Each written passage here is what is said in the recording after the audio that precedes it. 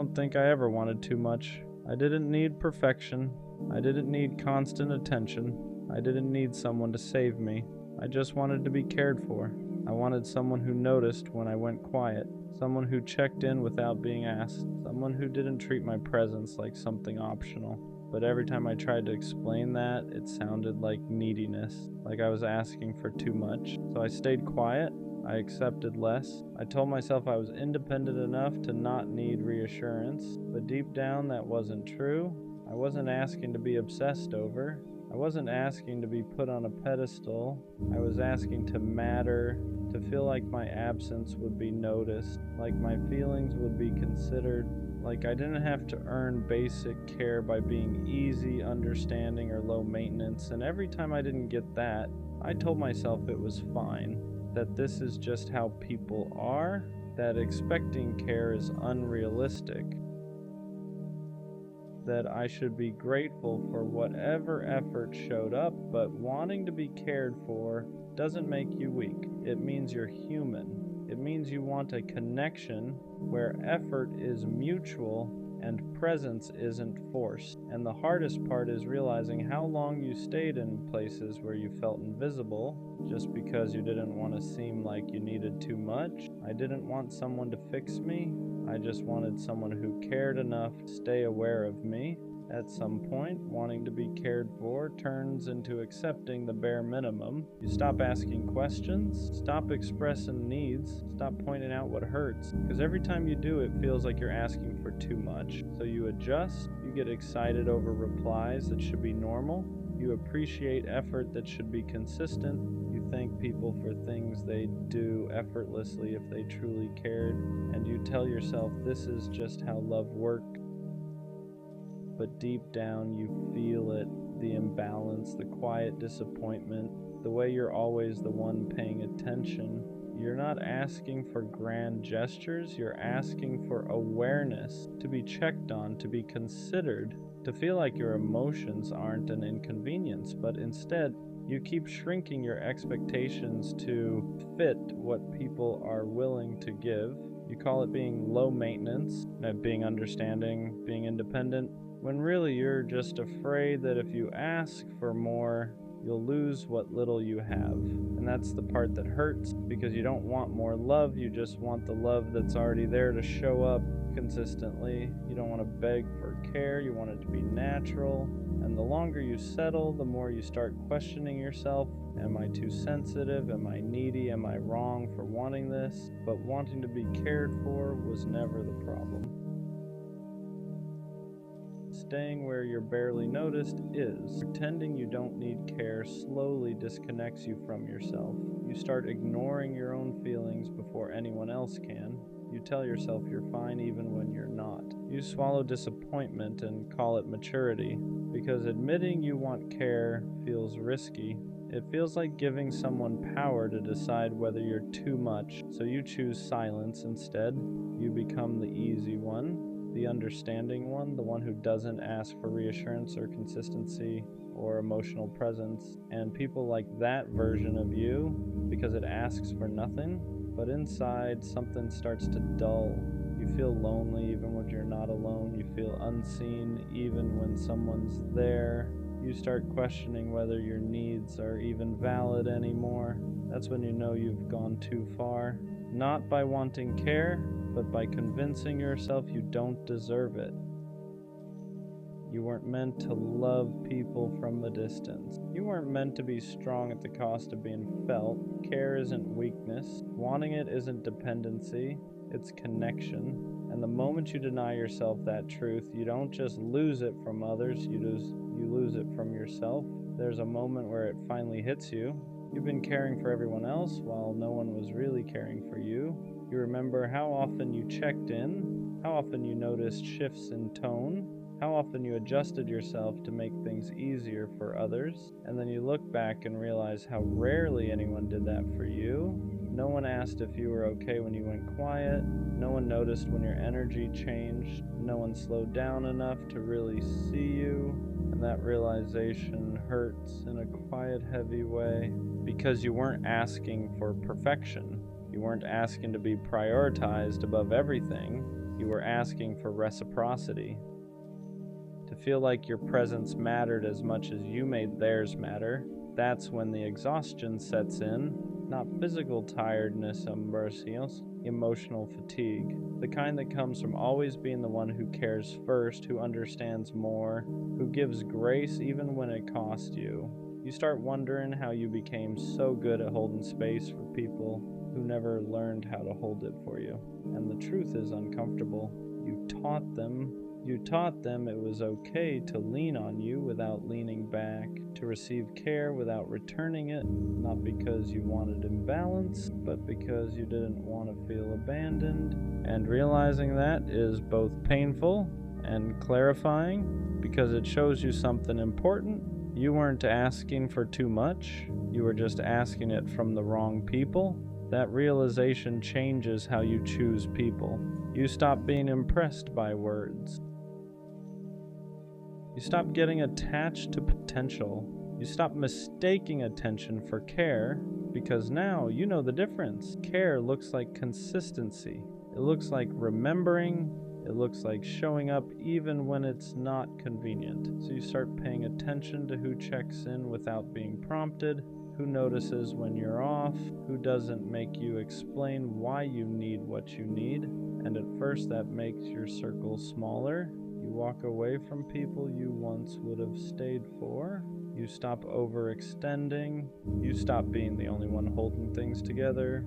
Not because you don't care anymore, but because you finally care about yourself too. You don't chase care now. You don't hint at it. You don't downplay your needs to make someone comfortable. You let people show you how they show up. And if they don't, you don't argue with it.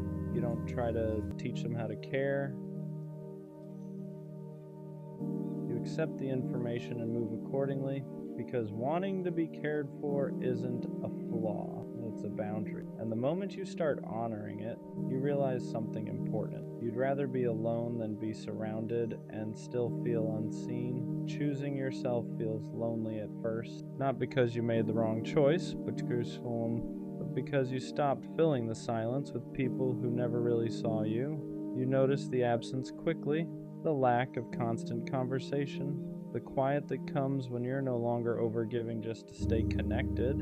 And that quiet can be uncomfortable, because for a long time, being needed made you feel valued. Being available made you feel important. Being the one who cared most made you feel like you belonged. Now you don't do that anymore. You don't reach out first every time. You don't check in when it's never returned. You don't hold space for people who won't hold it for you. And yes, that leaves gaps, but those gaps feel different than the loneliness you had before. Before you were lonely even when surrounded by people. Now you're alone but at peace. There's no resentment building, no quiet disappointment, no wondering why you're not enough. Just space to breathe, space to feel what you feel, space to rebuild a relationship with yourself that isn't based on neglect. You start realizing that loneliness with self-respect is lighter than connection without care. And once you taste that peace, it's hard to go back, because you finally understand. Being cared for starts with not abandoning yourself anymore. Learning how to receive care is harder than giving it. That part surprised me. I was always good at showing up, at checking in, at being thoughtful without being asked. But when someone tried to do that for me, I didn't know how to relax into it. I questioned it. I downplayed it.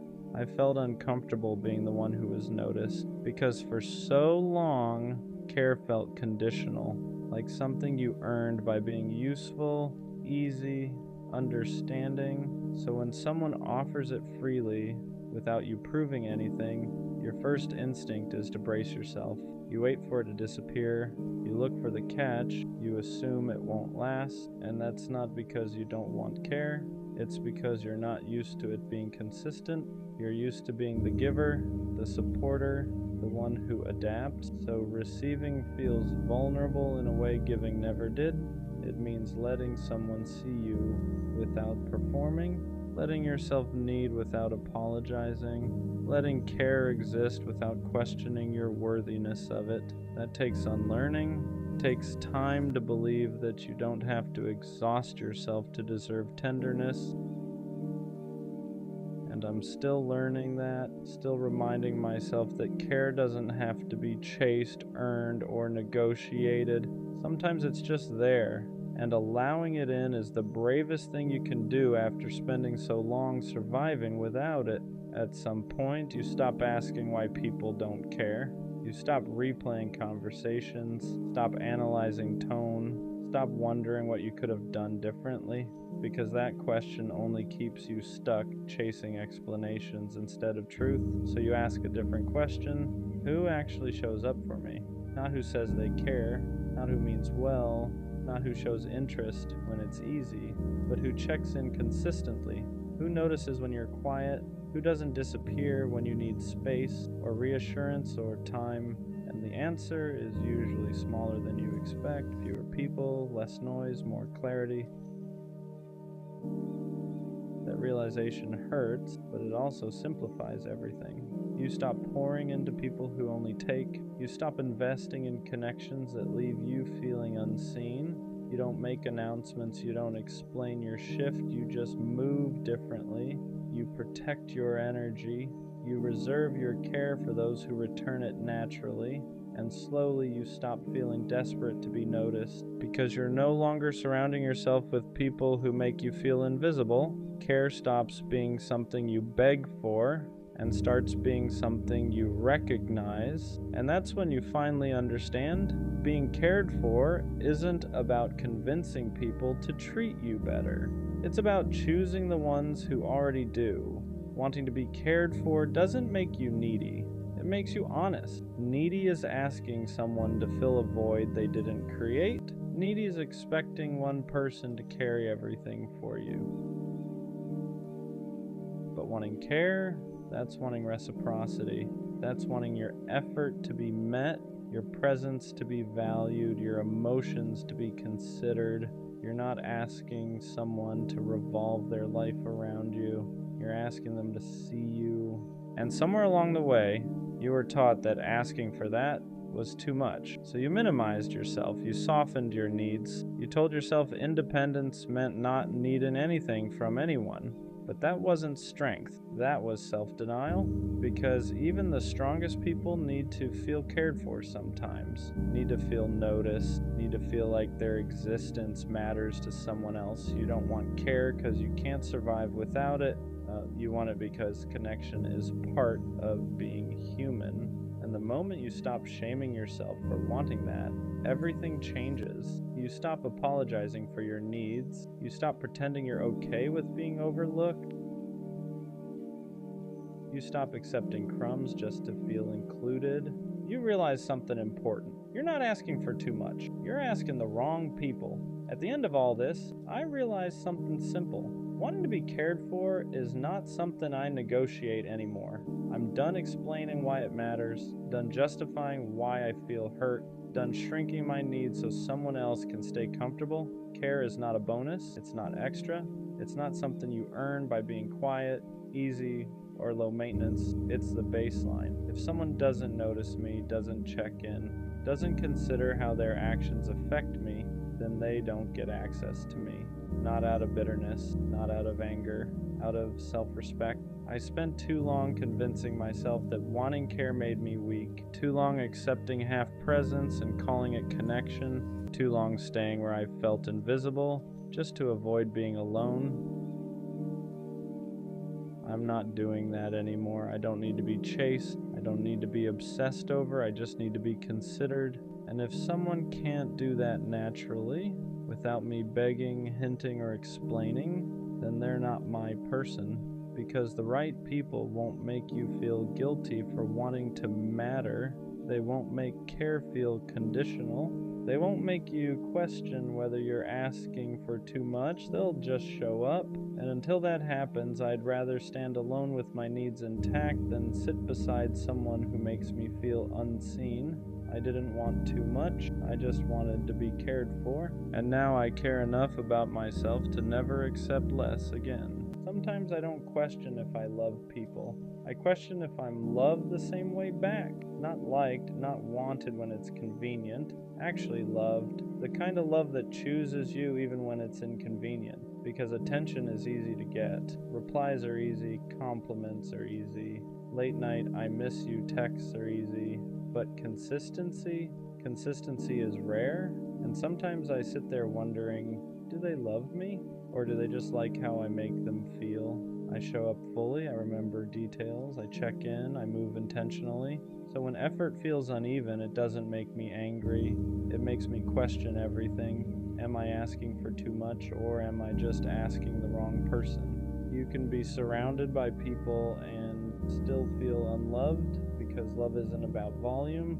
It's about depth. It's about feeling chosen without begging, feeling secure without overthinking, feeling valued without performing.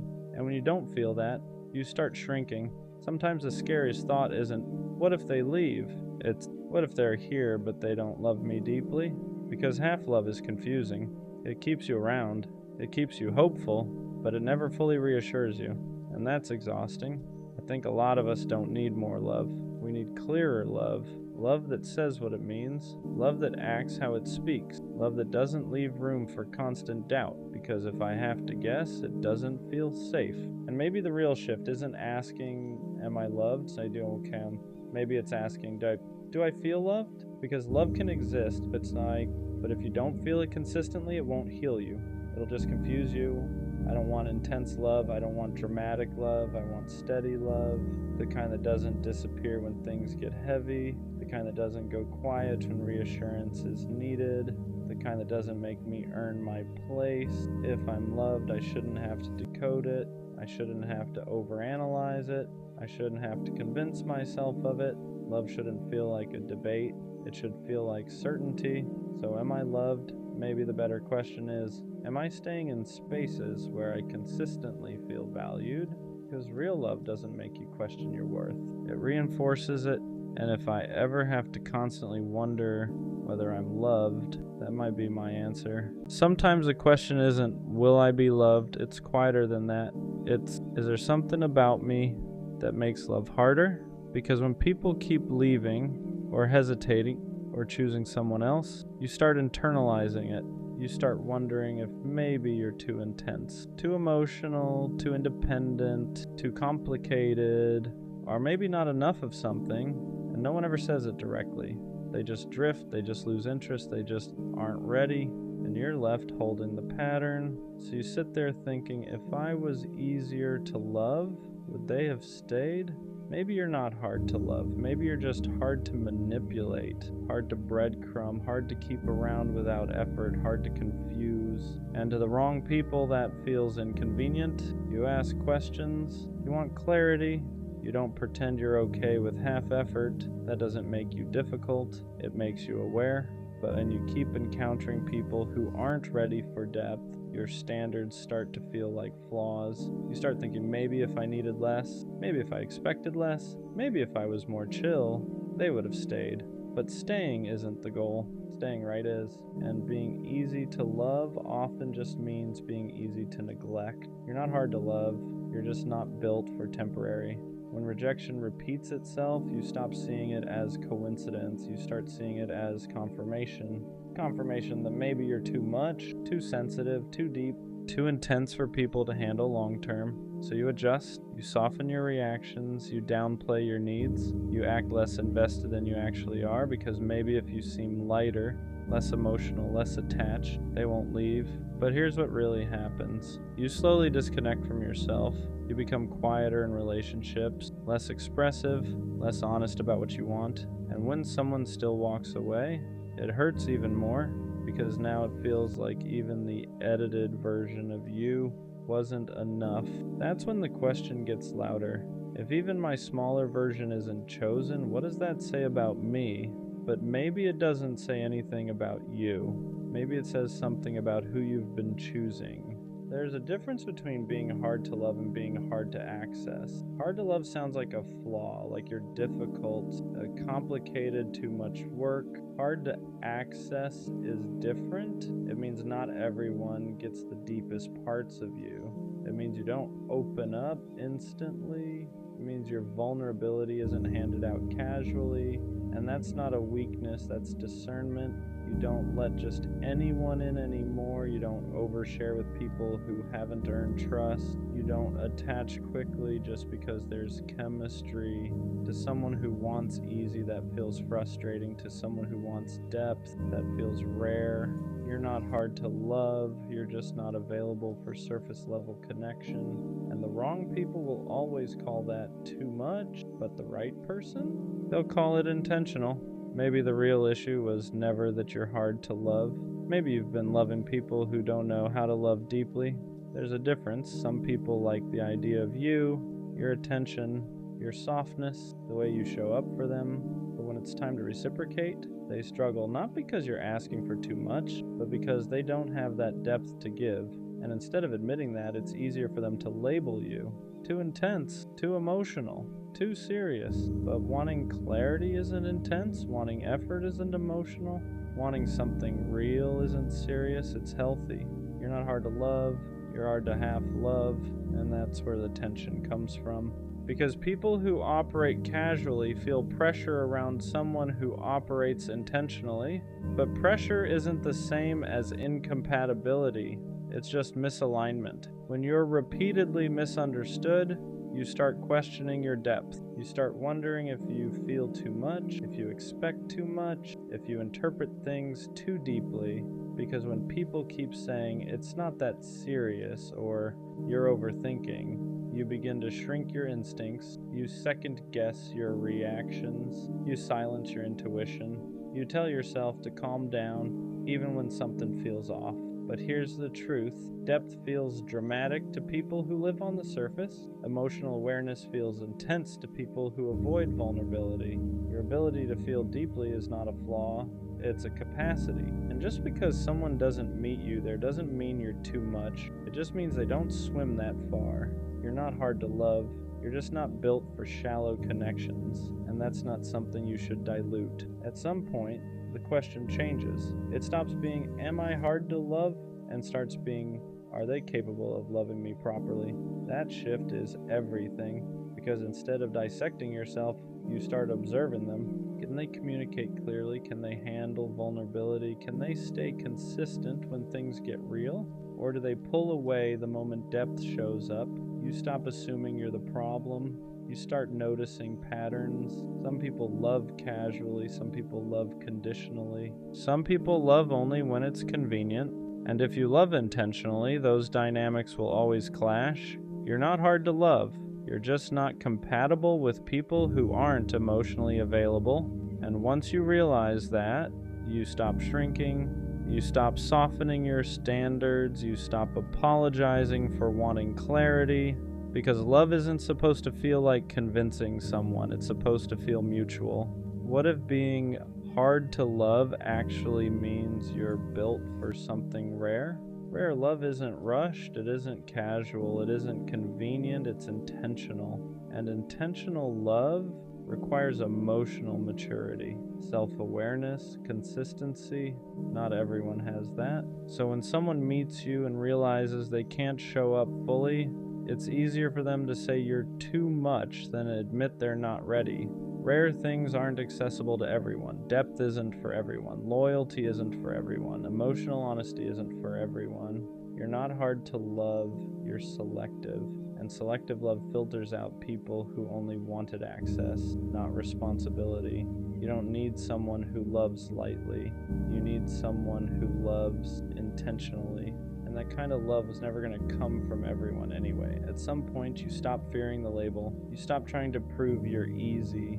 You stop trying to shrink your depth. You stop trying to soften your standards. If loving you requires clarity, effort, and consistency, then that's the requirement, not an apology. You don't dilute your emotions anymore. You don't pretend you're fine with surface level. You don't act detached just to seem low maintenance. You embrace it. Yes, you love deeply. Yes, you need communication. Yes, you value stability. That doesn't make you difficult. It makes you intentional. And when you stop treating your depth like a flaw, you stop attracting people who are intimidated by it, because confidence changes your energy. You're not asking, is this too much? Like, you're asking, can they meet me here? And if they can't, you don't internalize it. You understand that not everyone is equipped for the kind of love you offer, and that's okay. So, am I hard to love?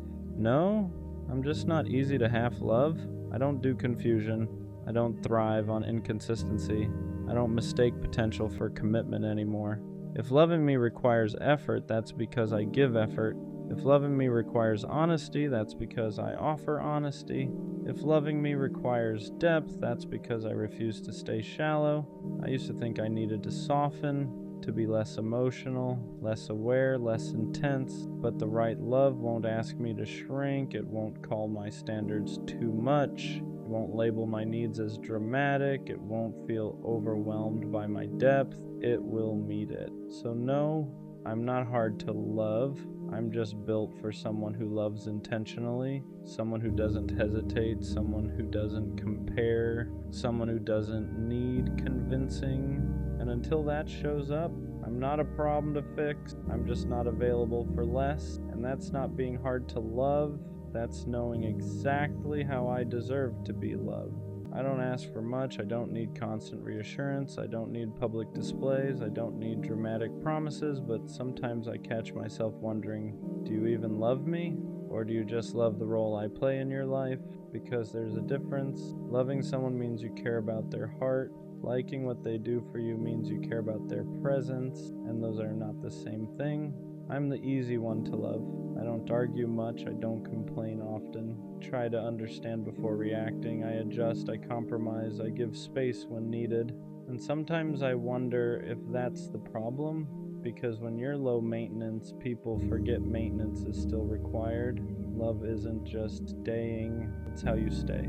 Do you check in on my feelings without me hinting at them? Do you notice when my energy shifts? Do you protect my heart the same way I protect yours? Or do you just assume I'm fine because I don't break down in front of you? I think what hurts the most is not being unloved. It's being loved passively. Loved when it's convenient, loved when you need comfort, loved when I'm strong for you, but quiet when I need the same intensity back. That kind of love feels unbalanced, and imbalance turns into doubt. Sometimes I don't need more affection. I need clarity. Clarity in actions, clarity in effort, clarity in consistency. Because love shouldn't feel seasonal. It shouldn't spike when you're lonely and fade when you're comfortable. It should be stable, not loud, stable. I've realized something. If I have to constantly question whether I'm loved, then something is missing. Not necessarily feelings, but expression. Because real love doesn't leave you in confusion. It reassures you without you begging for it. It shows up without you scheduling it. It protects your peace instead of disturbing it. And maybe you do love me. Maybe you just love differently. But here's the truth no one likes to admit. If your version of love doesn't make me feel secure, then it's incomplete, because love isn't just about what you feel internally. It's about what I experience externally. I don't want to beg to feel valued. I don't want to explain why consistency matters. I don't want to teach someone how to treat me with care. If I have to convince you to show up for me properly, that's not partnership, that's negotiation. And love shouldn't feel like negotiation. The scary part is this: I don't want to lose you, but I also don't want to stay somewhere where I feel half chosen. Because half love is heavy, it keeps you close enough to hope but far enough to doubt, and doubt slowly eats at your confidence. So do you even love me? Maybe the better question is, do I feel loved consistently? Do I feel prioritized, protected, considered? Because love shouldn't feel like a mystery. It shouldn't feel like something I have to decode. If I'm loved, I should know. Not because you say it once, but because you show it daily. And if I ever have to keep asking myself whether I'm loved, that might mean I deserve a love that doesn't make me question it at all. No isn't the worst thing a girl can say, but the worst thing a girl could do is to pretend to like you or love you, get you attached, treat you like her boyfriend, and tell you she's not ready for a relationship. Shawty just played you like she's playing Animal Crossing. If there was an Olympic sport for getting played, best believe you would have gotten a gold or bronze medal. Y'all didn't even get past the talking stage. She dragged it out like this was 13 reasons why. If this was me, finding her would be as easy as trying to find the one piece. This type of disrespect is something you can't tolerate. The woman species now makes your blood boil. Talking to girls romantically is something you don't even want to hear about. This is the type of pain and heartbreak that will have you up at 3 a.m. doing 3 sets of 20 push-ups while thinking of ways to change your life around. This is the type of pain that makes you want to get rich and conquer the world. After this type of foolery, she might have turned you nonchalant. Now every girl you meet after her suffers. It's like she broke the way you loved and trusted. This is honestly most of us guys' lore. A lot of us aren't born nonchalant. It's usually someone who makes us feel that we need to be this way to protect ourselves from the way we were once hurt. This is why I always say don't give away your love and your heart too soon. Then it could all be a game of poker, and these girls are waiting for you to show your hand so they can crush you and take you for everything you have. After that kind of situation, you don't just move on like nothing happened. People act like you can just charge it to the game, but that game took something from you. It took the version of you that believed words matched actions. It took the version of you that assumed consistency meant interest, that effort meant intention. And once that's gone, it doesn't come back easily. You start noticing the shift in yourself. You don't text first as much anymore. You hesitate before opening up. Compliments feel suspicious. Affection feels temporary. You're no longer asking, do I like her? You're asking, is this even real? And that question follows you into every new connection, even with people who haven't done anything wrong. That's the unfair part. One person plays with your feelings, and suddenly everyone after them has to deal with the damage. You become guarded, distant, almost emotionally lazy, not because you don't care, but because caring once cost you too much. You learn that giving your heart too early can turn into a lesson you never asked for. And late at night, that's when it really hits. When the distractions are gone, when you're alone with your thoughts, that's when the anger shows up, not just at her, but at yourself, for ignoring the red flags, for believing potential instead of patterns, for staying when deep down something felt off. That anger fuels change, but it can also harden you if you're not careful. A lot of guys turn that pain into motivation. Gym sessions at ungodly hours, obsessing over goals, wanting to level up in every area of life. And while growth is good, it's important to recognize where it's coming from. Are you improving because you want more for yourself? Because you're trying to prove you were worth choosing? That experience becomes part of your story, your lore, not to victimize you, but to explain why you move the way you do now, why you don't fall as fast, why you keep your guard up, why you test people before trusting them. You weren't born this way. Someone taught you to protect yourself. And the real lesson isn't to stop loving. It's to stop giving your heart to people who haven't earned access to it yet. What really messes with you is realizing she probably didn't think it was that deep. To her, it was just talking, just vibes, just something to pass the time. But to you, it was hope. It was imagination. It was planning things in your head you never even said out loud. And that imbalance is where the damage happens. One person is casually passing time, the other is slowly building attachment. You replay moments looking for answers. The good mornings, the late replies that still felt warm, the way she acted like she cared without ever committing to it, and you start asking yourself if you imagined it all, if you read too much into things, if you're the problem for feeling deeply in a world where people stay shallow on purpose. That's when trust starts cracking, not just trust in others, but trust in yourself. You stop believing your intuition because last time it led you straight into disappointment. So now you second guess everything. Is she flirting or just being nice? Does she actually like me or just like the attention? You become hyper-aware, constantly scanning for signs that history is about to repeat itself. And the worst part is how it rewires your expectations. You go into new situations already bracing for impact, already assuming it won't last, already preparing for the moment they pull back and say they're not ready. So instead of enjoying the present, you're always waiting for the drop, always half gone even when you're still there. This is how people become emotionally unavailable without meaning to, not because they don't want love, but because love once felt like a setup. setup, like something that was offered just to be taken away. So you start protecting yourself in quiet ways. You don't get excited too fast. You don't express how much you care. You keep things surface level until someone proves they're different. But here's the truth. Nobody tells you. What happened to you wasn't weakness. It was sincerity meeting someone who didn't know what they wanted. And that doesn't mean you should stop being sincere. It just means you have to be more selective with who you give that version of yourself to. After that kind of situation, something shifts in you. You're not loud about it, you don't announce it, but you feel it in the way you move. You stop leading with your heart and start leading with caution. You don't text first as much. You don't double text. You don't let yourself get excited over potential anymore.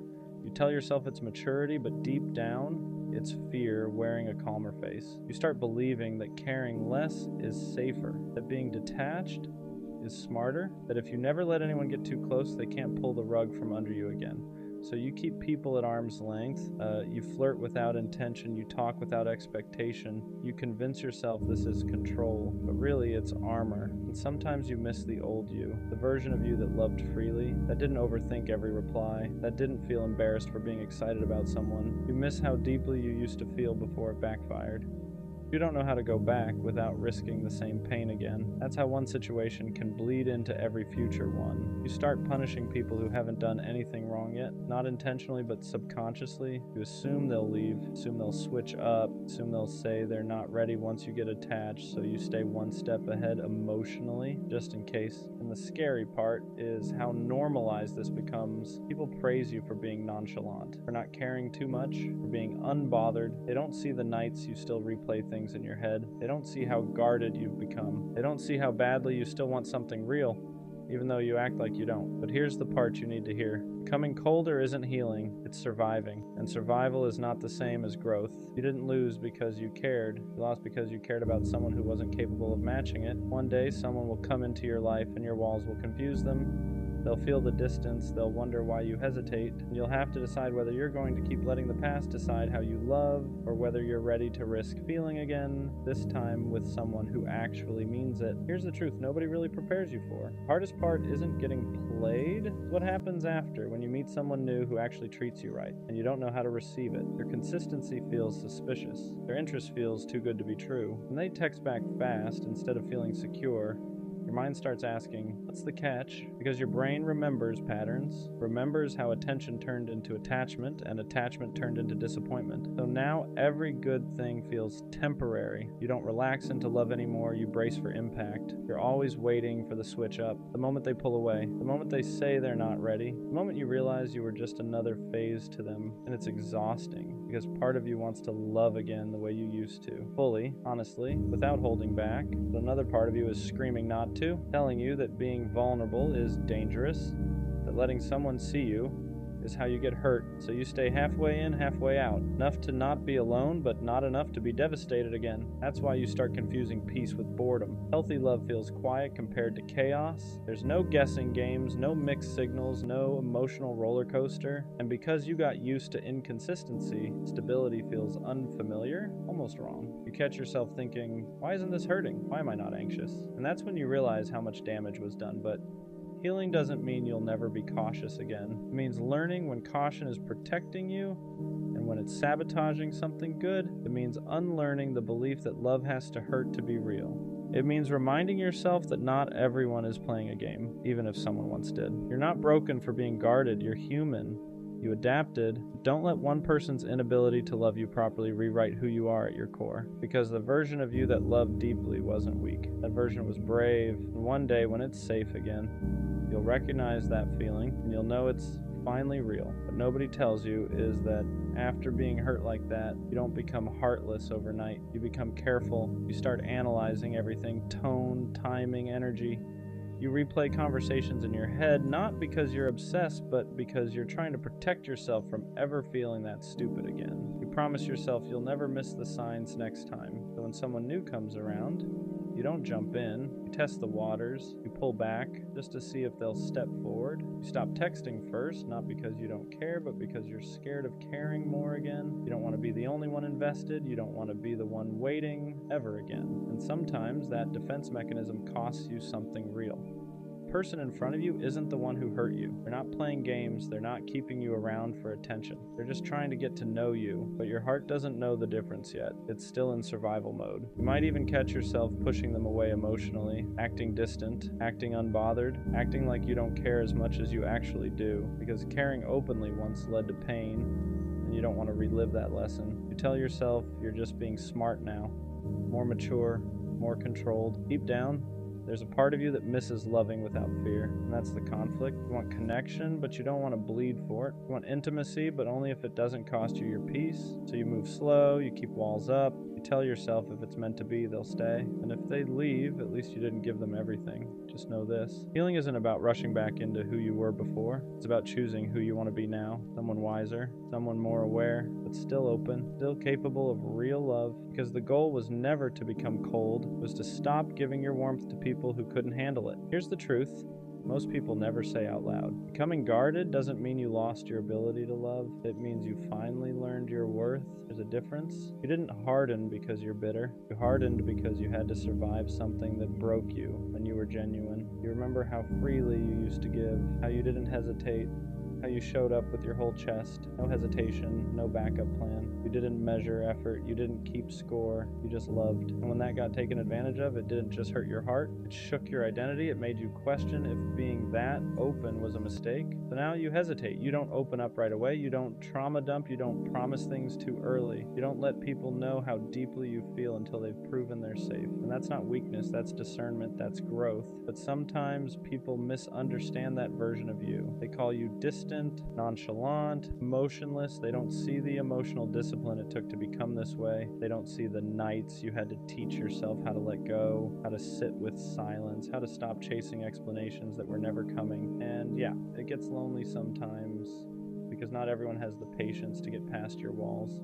Not everyone understands that consistency matters more to you now than words. That effort means more than promises. That actions are the only language you really trust. The right person won't rush you. They won't demand access to parts of you they haven't earned. They won't punish you for protecting yourself. They'll understand that loving you means moving at your pace, showing up even when you don't ask, being steady when you're cautious. You're not broken. You're recalibrated. You didn't lose your softness. You just learned to aim it better. And one day, when someone proves they can handle your heart without hurting it, you'll feel it, because you'll want to open up again, not out of fear of losing them, but because it finally feels safe to stay. What people don't realize is that the walls you built weren't meant to keep love out. They were meant to keep the wrong people from walking in and wrecking everything again. You didn't wake up one day and decide to be distant. You became distant after explaining yourself one too many times to people who never listened, after forgiving things you never should have had to forgive, after loving someone who treated your heart like something disposable. There was a version of you that believed effort would always be met halfway, that if you just loved harder, communicated better, stayed patient longer,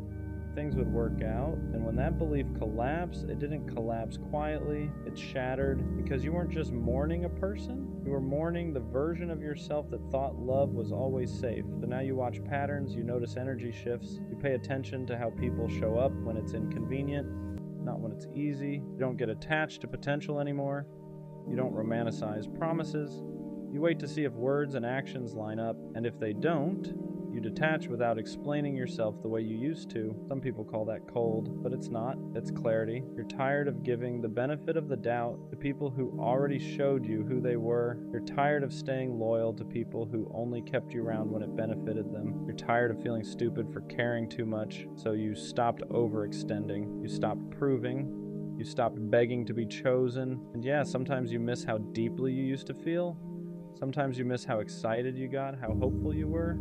But you also remember the crash, the nights you questioned your worth, the way your chest felt heavy for weeks, the way you blamed yourself for someone else's inability to love you properly. That's why you don't rush now. That's why you don't fall fast. That's why you protect your peace like it's sacred, because you know what it costs to rebuild yourself from emotional ruins. And the truth is, the right person won't see your caution as a flaw. They'll see it as proof that you value yourself. They'll be patient enough to earn your trust, consistent enough to soften your guard, safe enough to remind you that not everyone comes to take. You're not afraid of love, you're afraid of losing yourself again. And that fear makes sense. Here's the part nobody tells you when you go through something like that. The fact that you're guarded now doesn't mean you're broken. It means you survived, it means you learned, it means you finally stopped pouring yourself into people who treated your heart like something they could pick up and put down whenever they felt like it. You didn't lose your ability to love. You just stopped giving it to people who didn't know how to hold it. Deep down, that soft version of you still exists. The one who loves deeply, the one who shows up, the one who means what they say and stays when things get uncomfortable. You didn't kill that part of yourself. You just hid it, locked it away until someone proves they're safe enough to see it again. And that's growth,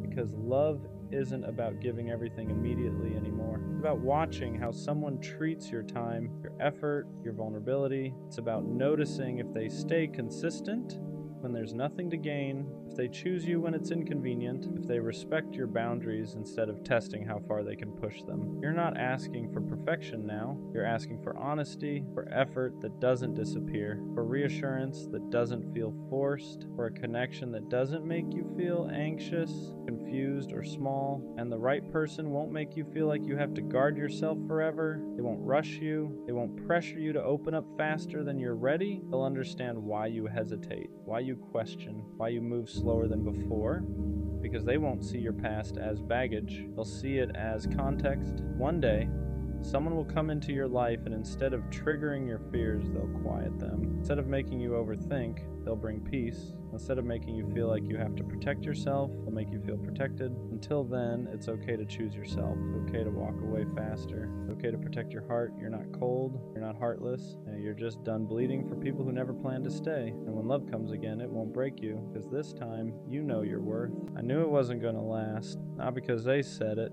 Not because there were red flags everywhere, but because something in me never fully relaxed. Even in the good moments, there was a quiet voice saying, "Don't get too attached."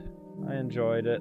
I smiled, I played my part, but deep down, I felt the expiration date, and that's the weirdest kind of heartbreak. When you see the ending while you're still in the middle, sometimes your intuition whispers long before reality confirms it. There weren't major fights, no dramatic betrayals, no obvious reason to leave, but there was inconsistency, little things, energy that shifted slightly, effort that felt uneven, words that didn't fully match actions, and instead of confronting it, I told myself I was overthinking. I told myself to relax, to just enjoy the moment, to stop looking for problems, but intuition doesn't shout. It nudges, it tightens your chest a little, it makes you hesitate before getting attached. It keeps you half guarded even when things seem fine. And I felt that, I just ignored it. Because sometimes we don't want to be right, we want to be wrong about the ending. So why did I stay if I knew? Because sometimes temporary love still feels better than loneliness. Because even if it wasn't forever, it was something. The late night conversations, the inside jokes, the way they looked at me when it was just us. I knew it had cracks, but I also knew it had moments, and I convinced myself that maybe moments were enough. Maybe I didn't need permanence. Maybe I didn't need certainty. Maybe I could just enjoy it without expecting it to stay. But that's the lie we tell ourselves. You can't emotionally invest and pretend you won't feel it when it ends. I stayed because I hoped my intuition would be wrong. I stayed because I liked them, because I wanted it to work, because walking away early felt dramatic, but sometimes staying longer just makes the goodbye heavier. There's a difference between anxiety and intuition. Anxiety is loud, it spirals, it imagines worst-case scenarios, it creates problems that don't exist yet. Intuition is quiet, it doesn't panic, it doesn't overreact, it just knows. And what I felt wasn't panic, it wasn't jealousy, it wasn't insecurity.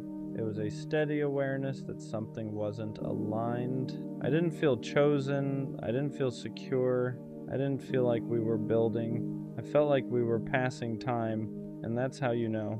When the connection feels temporary, even while it's happening. Anxiety asks, what if they leave? Intuition says, they're not fully here. And deep down I knew which one it was. Knowing it won't last doesn't make it hurt less. That's the part nobody tells you. You'd think being mentally prepared would soften the blow. It doesn't, because even if your mind saw the ending, your heart still participated. You still laughed, still opened up, still imagined what if. And when it finally ends, there's no satisfaction in being right. There's no relief in saying, I knew it. There's just grief. Grief for the version of it you hope might surprise you. Grief for the effort you still gave even while doubting. Grief for the potential that never turned into permanence. Knowing doesn't protect you. It just makes you feel like you watched crash in slow motion. And sometimes that's worse. Should I have walked away sooner? Maybe. But it's easy to say that now. When you're in it, you don't see it as wasting time. You see it as giving it a chance. You tell yourself, maybe it just needs more time. Maybe they're just figuring things out. Maybe I'm overthinking. Because walking away early feels extreme. It feels impatient. It feels like you're not fighting hard enough. But sometimes staying longer isn't loyalty. It's fear. Fear of starting over. Fear of being alone again. Fear that this might be the closest thing to love you'll get for a while. So you stay. Not because it's right, but because it's comfortable enough. And when it finally ends, you don't just grieve them. You grieve the time you knew better, but here's the thing. You didn't stay because you're weak. You stayed because you hoped, and hope isn't something to be ashamed of. Next time I'll trust it, that quiet feeling, that subtle hesitation, that inner voice that doesn't panic, it just knows. Because ignoring it didn't protect me, it just delayed the inevitable. Next time, I won't wait for proof. I won't wait for the obvious red flag. I won't wait for the dramatic ending. I won't wait until I'm already attached. If something feels temporary, I'll ask why. If something feels uneven, I won't convince myself it's balanced. If someone feels half in, I won't invest fully. Not from a place of fear, from a place of alignment, because intuition isn't there to ruin good things, it's there to protect you from forcing the wrong ones. And maybe I needed this ending to finally respect my own instincts. Not every connection is meant to last. Some are meant to wake you up to your patterns, to your boundaries, to the things you tolerate when you're lonely. Maybe it wasn't supposed to be forever. Maybe it was supposed to show you what half effort feels like so you'd stop accepting it. Maybe it was supposed to teach you that chemistry isn't compatibility, that attention isn't intention, that potential isn't commitment.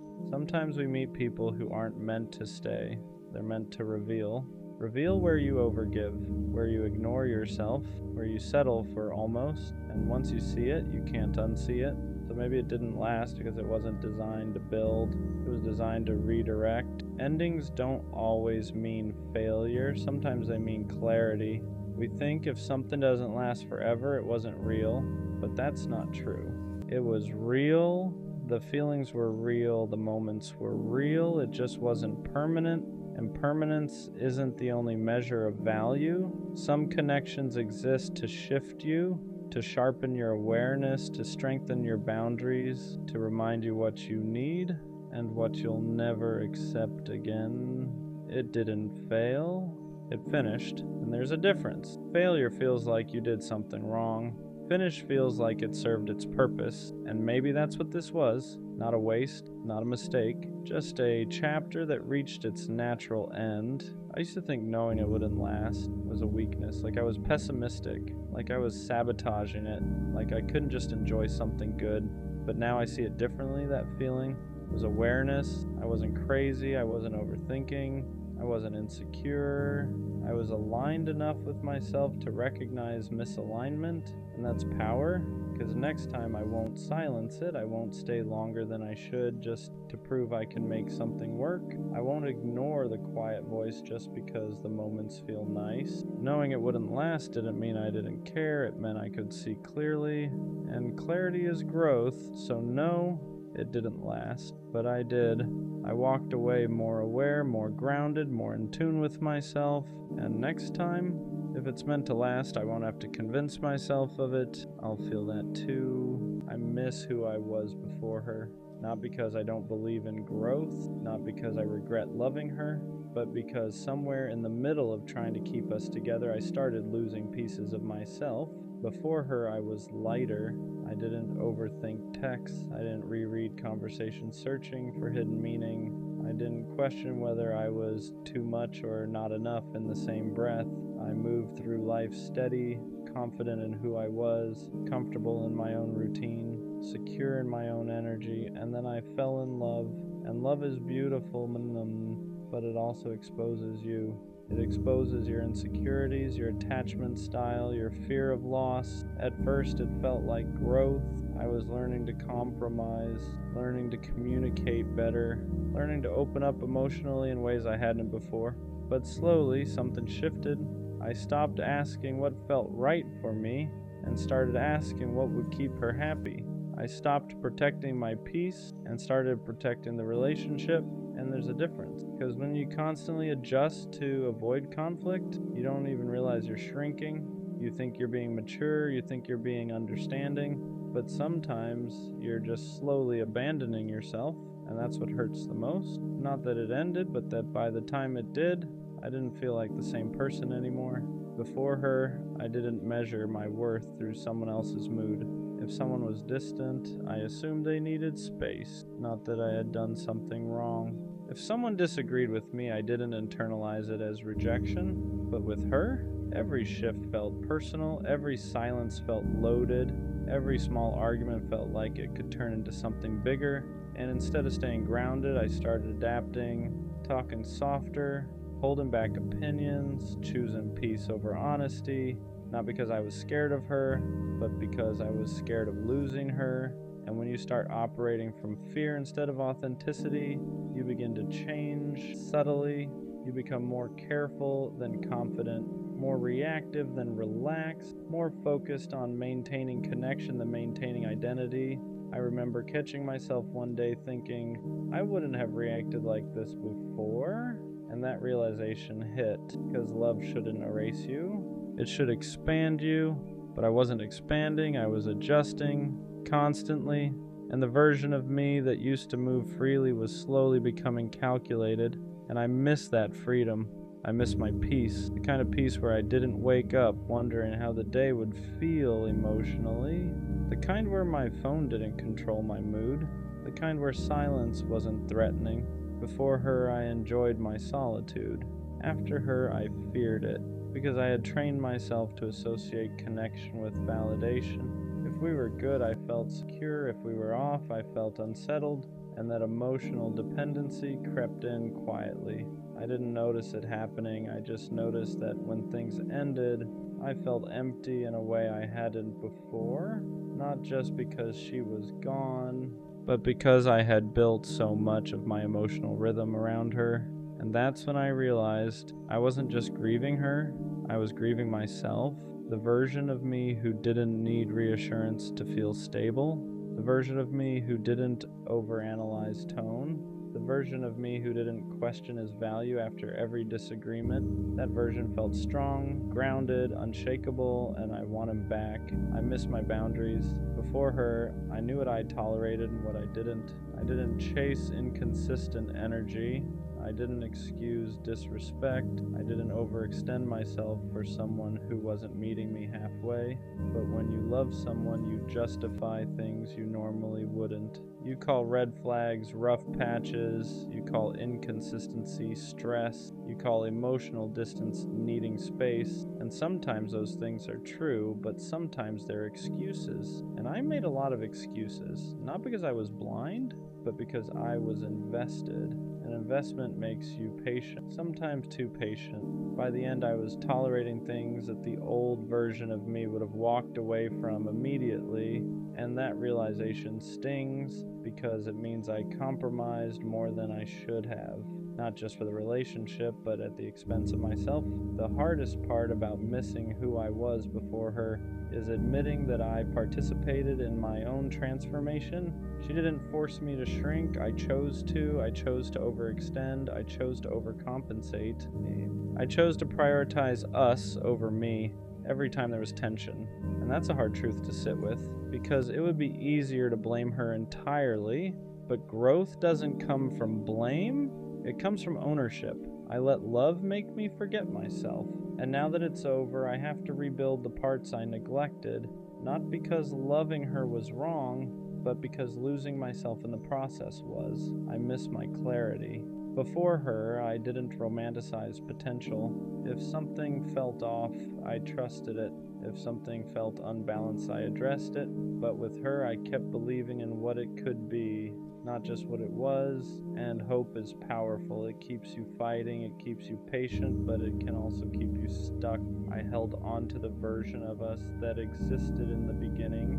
The laughter, the effort, the mutual excitement, and I ignored the gradual shift because I didn't want to accept it, and that's when I stopped being objective.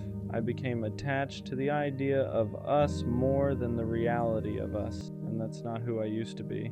I miss how secure I felt alone. Before her, I enjoyed my independence, my routine, my hobbies, my friendships. I didn't need constant validation. I didn't need constant reassurance, but somewhere along the way, my world started revolving around her schedule, her availability, her emotional state, and I lost balance. When you give someone that much influence over your emotional state, you hand them power without realizing it. And when they leave, you feel powerless, not because you're weak, but because you attach too much of your stability to their presence, and I don't want that again. I want interdependence, not dependency. I don't regret loving her, but I regret abandoning myself while doing it. There's a difference. Love should complement you, not consume you. It should challenge you to grow, not pressure you to shrink. And I see now that the old version of me wasn't naive. He was grounded. He trusted himself. He walked away from imbalance without hesitation. And somewhere in trying to prove I could make it work, I stopped trusting my instincts. That's the part I want back, not the detachment. The discernment, maybe missing who I was before her, is actually part of becoming better than that version. Because now I see my patterns. I see how easily I overextend when I care. I see how quickly I prioritize someone else's comfort over my own. And awareness is powerful. The old me was confident, but this version, he's wiser. He knows how quickly identity can blur inside love. He knows how subtle self-abandonment can be. And next time he won't lose himself trying to hold something together. I miss who I was before her, but maybe I'm not supposed to go back. Maybe I'm supposed to rebuild, stronger, more self-aware, more balanced. I don't want the version of me who never loved deeply. I want the version who loves deeply without disappearing, who commits without compromising identity, who stays loyal without neglecting himself. She changed me, but she didn't ruin me.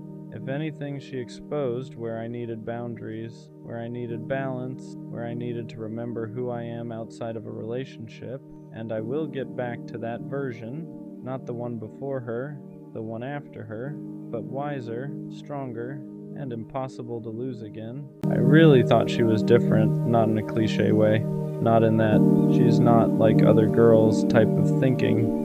I mean, I genuinely believe she moved differently, because from the start she didn't feel like everyone else. She listened, she asked questions, she made it seem like she actually cared about what I was saying, and that's rare, especially now. So when I felt that kind of energy from her, I didn't hesitate. I opened up, I let my guard down faster than I normally would, because when you think someone is different, you stop protecting yourself the same way. You start believing this might actually be something real, and for a while, it felt like it was. The conversations were easy. Nothing felt forced. It felt like we were naturally building something without trying too hard. And that's what convinced me the most, because real connections aren't supposed to feel complicated. They're supposed to feel natural. So I leaned into it, I gave her my time, my attention, my energy, and I didn't second guess it, because in my head I wasn't just talking to someone random. I was building with someone who was different. At least that's what I thought. The more I talked to her, the more convinced I became that she wasn't like everyone else, because she didn't play games. At least it didn't feel like she did. She replied consistently.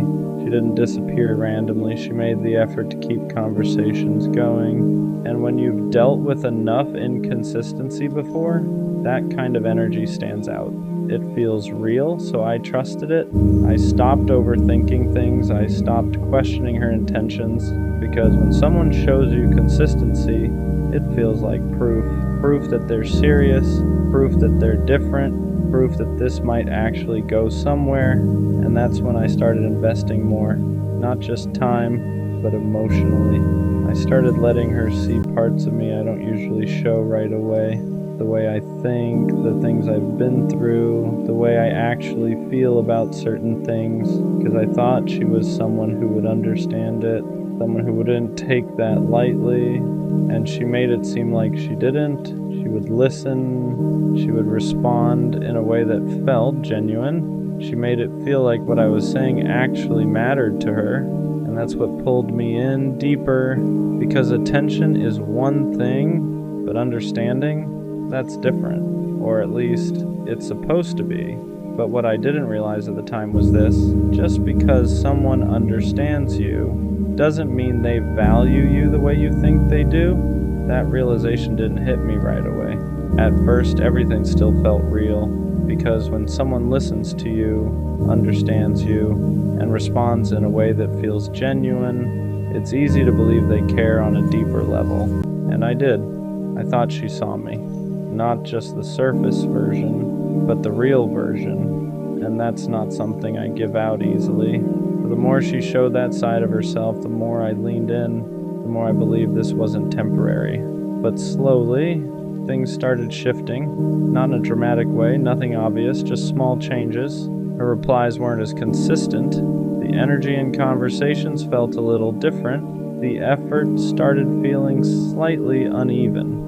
At first I ignored it, because when you believe someone is different, you don't immediately assume they're changing. You assume something else is going on. Maybe she's busy, maybe she's stressed, maybe she just needs space. So I stayed patient. I didn't pull back. I didn't question her. I just kept showing up the same way I always did. Because in my mind, you don't give up on something real just because it feels off for a moment. But here's the thing I didn't realize yet. When someone is actually different, their consistency doesn't disappear without explanation. That's when I started noticing something I didn't want to admit. The version of her I thought was different only existed in certain moments, not consistently. Because when everything was good, she showed up fully. She was present, engaged, easy to talk to. But when something shifted, even slightly, that same energy disappeared, and that's where the confusion started, because now I wasn't just dealing with inconsistency, I was dealing with contrast. One day it felt real, the next day it felt distant, and when you've seen someone at their best, it's hard to accept their worst. So instead of questioning the connection, I started chasing the version of her I thought was real, the version that listened, the version that understood, the version that made everything feel easy. I kept telling myself, that's who she really is, and maybe sometimes it was. But here's the truth I had to face: if someone only shows up for you sometimes, that's not who they are. That's just who they are when it's convenient. And I didn't want to believe that, because admitting that meant admitting something bigger, that maybe she wasn't different. I just experienced her best moments and mistook them for her whole character. Once I accepted that the different version of her wasn't consistent, something else started becoming clear. I wasn't reacting to who she actually was. I was reacting to who I thought she was. And that's a dangerous place to be, because when you build feelings based on someone's best moments, you start ignoring their patterns. You hold on to the highs and excuse the lows. You remember how good it felt when everything clicked, and you convince yourself that version of them is the real one. So every time she pulled away, I didn't take it at face value. I told myself she'll come back to how she was. Every time the energy dropped, I didn't question it. I just stayed consistent, hoping things would reset. And sometimes they did. She would come back, the conversations would feel right again, the connection would feel easy again, and those moments would convince me all over again that she was different. But now, I understand something I didn't see back then. Those moments weren't proof of consistency, they were just temporary alignment. And temporary alignment feels real when you want something to work, but real connection doesn't come and go like that. It stays. The more I thought about it, the more I realized something I didn't want to admit.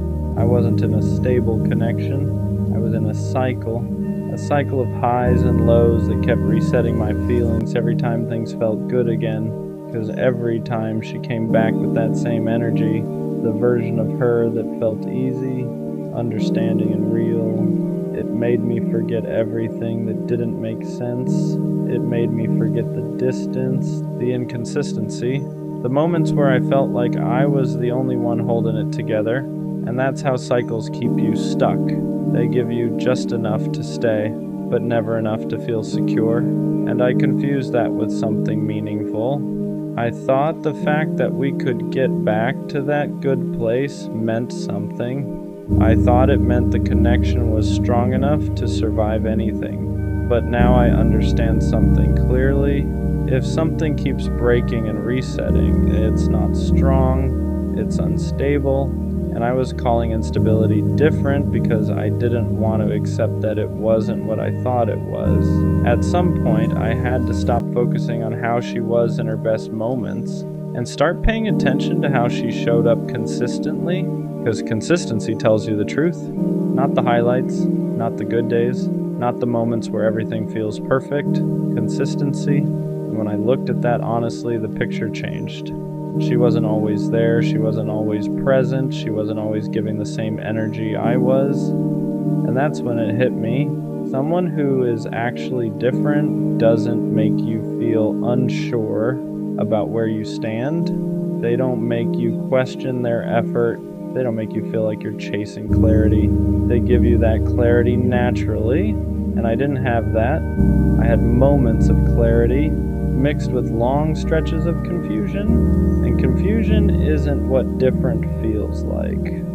Once I stopped chasing the version of her I wanted, everything started making more sense, because the truth is, she didn't change. I just started seeing her clearly. She was consistent in one way. She showed up when it was easy, when the energy was good, when the conversations were light, when everything felt natural. But when things required depth, consistency, effort over time, that's when the difference showed. And that's when I had to admit something to myself. She wasn't different in the way I thought. She was just different from what I was used to at the beginning. And I held on to that version too long. For a while, that realization hurt more than anything else, because it made me feel like I misread everything, like I believed in something that wasn't actually there. But over time, I started understanding something important. I didn't imagine a connection. Those moments were real. They just weren't sustainable. And that's the difference. Something can feel real in the moment and still not be built to last. And I think that's what I experienced. Not something fake, just something temporary that I thought was permanent. So yeah, I thought she was different, and in some ways she was. She showed me a version of connection that felt real. She made it easy to open up. She made it feel like something deeper was possible. But being different at the beginning isn't the same as being consistent in the long run. And that's the lesson I had to learn, because the right person isn't just different when things are good. They're consistent when things aren't. They don't come and go. They don't leave you guessing. They don't make you question what you felt. They match it every time. So no, she wasn't the kind of different I thought she was. But now I know what real different actually looks like. And next time, I won't confuse moments for meaning. I tried to be enough for her, not in a fake way, not in a changing who I am way, but in a way where I genuinely believed that if I showed up right, it would be enough. So I gave more time, more attention, more patience. Whenever something felt off, I didn't pull away. I leaned in, because in my head, if something is slipping, you don't let go. You hold it tighter, you fix it, you show up better. But what I didn't understand at the time was this: you can't be enough for someone who's already unsure about you. The more I tried to be enough for her, the more I started losing myself in the process. Because every time something felt off, I didn't question her. I questioned me. Maybe I wasn't doing enough. Maybe I wasn't saying the right things. Maybe I needed to be more understanding, more patient, more whatever she needed, so I adjusted. Not all at once, just little changes, trying to meet her where she was, even when she wasn't meeting me back. And that's how it starts. You don't notice it right away, but slowly you go from being yourself to being who you think they'll stay for. And the crazy part is, the more I gave, the less it seemed to matter, because being enough isn't something you prove through effort. It's something someone decides, and I was trying to earn something that isn't earned like that. I thought if I stayed consistent enough, if I showed her I wasn't going anywhere, if I made it clear how much I cared, she would eventually see me the way I wanted her to, but she didn't, and that's when it started hitting me. This wasn't about effort anymore, because if someone already sees you as not quite enough, no amount of extra effort fixes that. It just exhausts you. You keep giving, keep adjusting, keep trying to close a gap that only exists in their perception, and that gap never closes, because it was never about what you lacked. It was about how they saw you, and that's something you can't control. There were moments where I thought I was finally getting there, moments where she seemed more present, more engaged, more like everything I had been trying to build toward, and those moments kept me going, because they felt like progress, like proof that everything I was doing was starting to work. But looking back now, those weren't breakthroughs. They were just temporary highs in something that was still unstable. And every time it dropped again, I went right back into trying to fix it, trying to understand it, trying to be better, because I didn't want to accept something simple, that I could be everything I was supposed to be and still not be enough for her. That's a hard truth to sit with, because it forces you to stop trying and just see things for what they are. For a while, I took it personally. I thought it meant something about me, like I was missing something, like I needed to improve something to be chosen. But now I understand something clearly. You're not supposed to feel like you're constantly proving your worth to someone who truly values you. That feeling, that constant need to be more, that's not love. That's insecurity being fed by inconsistency, because the right person doesn't make you feel like you're almost enough. They don't keep you in a space where you're trying to level up just to be chosen. They see you clearly, and they decide, without you having to convince them, without you having to overextend yourself, without you having to question where you stand. And once I understood that, everything changed, because now I wasn't looking at myself like I needed to improve to be chosen. I was looking at the situation for what it really was: misalignment, not lack, not failure, just two people who weren't seeing each other the same way, and no amount of effort fixes that. So yeah, I tried to be enough for her, and for a while I thought I wasn't, but now I see it differently. I was already enough, just not for her, and that's okay, because the goal was never to become enough for the wrong person. It's to be recognized by the right one, the one who doesn't need convincing, the one who doesn't need you to prove your value, the one who sees you and chooses you as you are.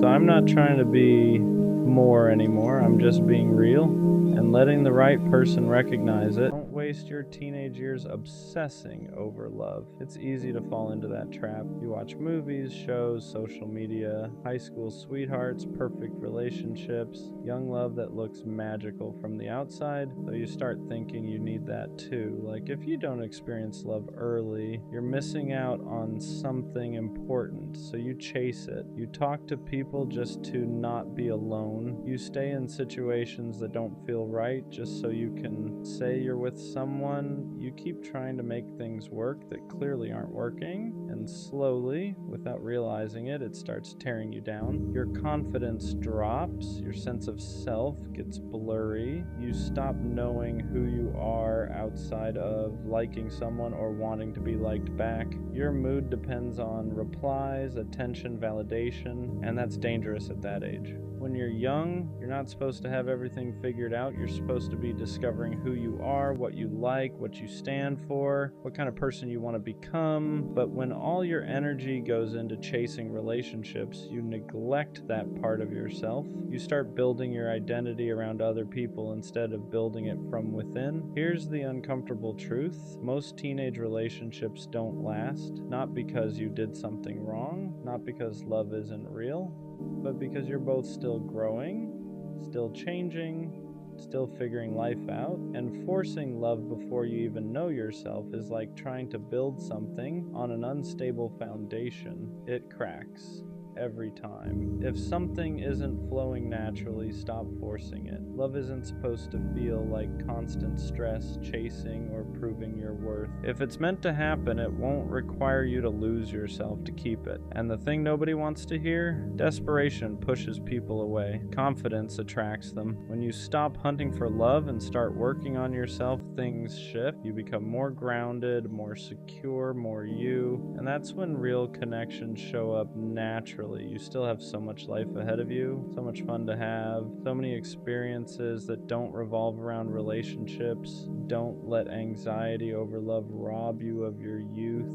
Love will come, but it shouldn't come at the cost of who you are. Right now, the most important relationship you can build is the one with yourself. Here's what happens when you slow down and stop chasing love so hard. You start hearing yourself again, your own thoughts, your own wants.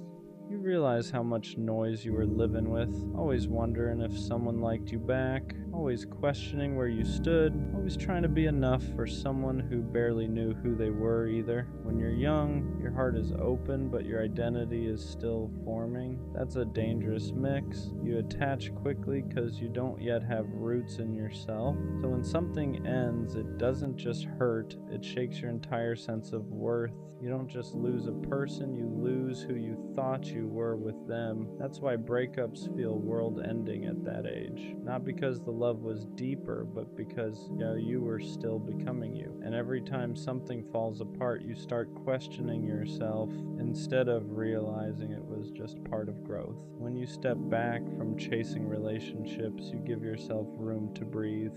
Room to build confidence that isn't dependent on attention. Room to develop interests, skills, goals. Room to fail at things that don't involve your heart breaking. And those failures, they teach you way more than forcing a relationship ever could. You also learn how to be alone without feeling lonely. That's huge, because once you can enjoy your own company, you stop settling for people who treat you like an option. You stop forcing conversations. You stop chasing mixed signals. You start choosing peace over drama, and the wild part is, once you stop looking desperate for love, you become more attractive without trying, not because you change your appearance, but because you carry yourself differently. You're not reaching for validation anymore, you're grounded, you're present, you're whole on your own. Love hits different when it finds you like that. When it comes from alignment instead of need, when it adds to your life instead of becoming your life. So don't rush it, don't force it, don't let relationships define you before you even know yourself. There's no prize for loving early, but there is power in loving wisely. Here's what happens when you slow down and stop chasing love so hard. You start hearing yourself again, your own thoughts, your own wants. You realize how much noise you were living with, always wondering if someone liked you back, always questioning where you stood, always trying to be enough for someone who barely knew who they were either. When you're young, your heart is open, but your identity is still forming. That's a dangerous mix. You attach quickly because you don't yet have roots in yourself. So when something ends, it doesn't just hurt, it shakes your entire sense of worth.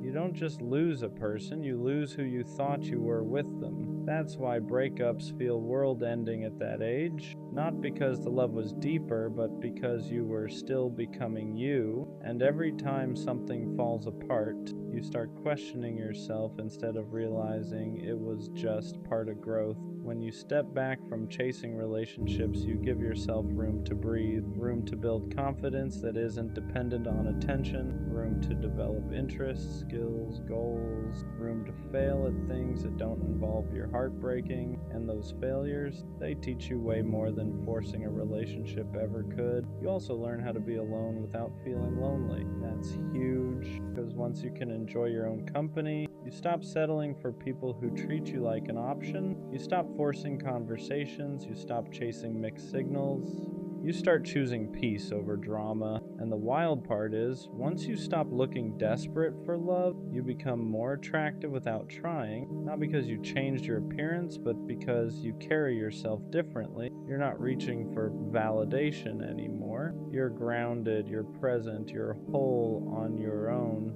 Love hits different when it finds you like that, when it comes from alignment instead of need, when it adds to your life instead of becoming your life. So don't rush it, don't force it, don't let relationships define you before you even know yourself. There's no prize for loving early, but there is power in loving wisely. The truth is, love isn't something you're late to. There's no deadline where if you don't find it by a certain age you've failed. That pressure is made up. It comes from comparison, from watching other people's highlights and assuming they're ahead of you, but everyone's path is different, and forcing yourself to keep up only makes you miss what's right in front of you. When you focus on yourself first, something happens. You stop romanticizing every connection. You stop projecting futures onto people who haven't even earned a place in your present. You start asking better questions, not just, do they like me? And do I even like how I feel around? That shift changes everything. You realize that love shouldn't drain you.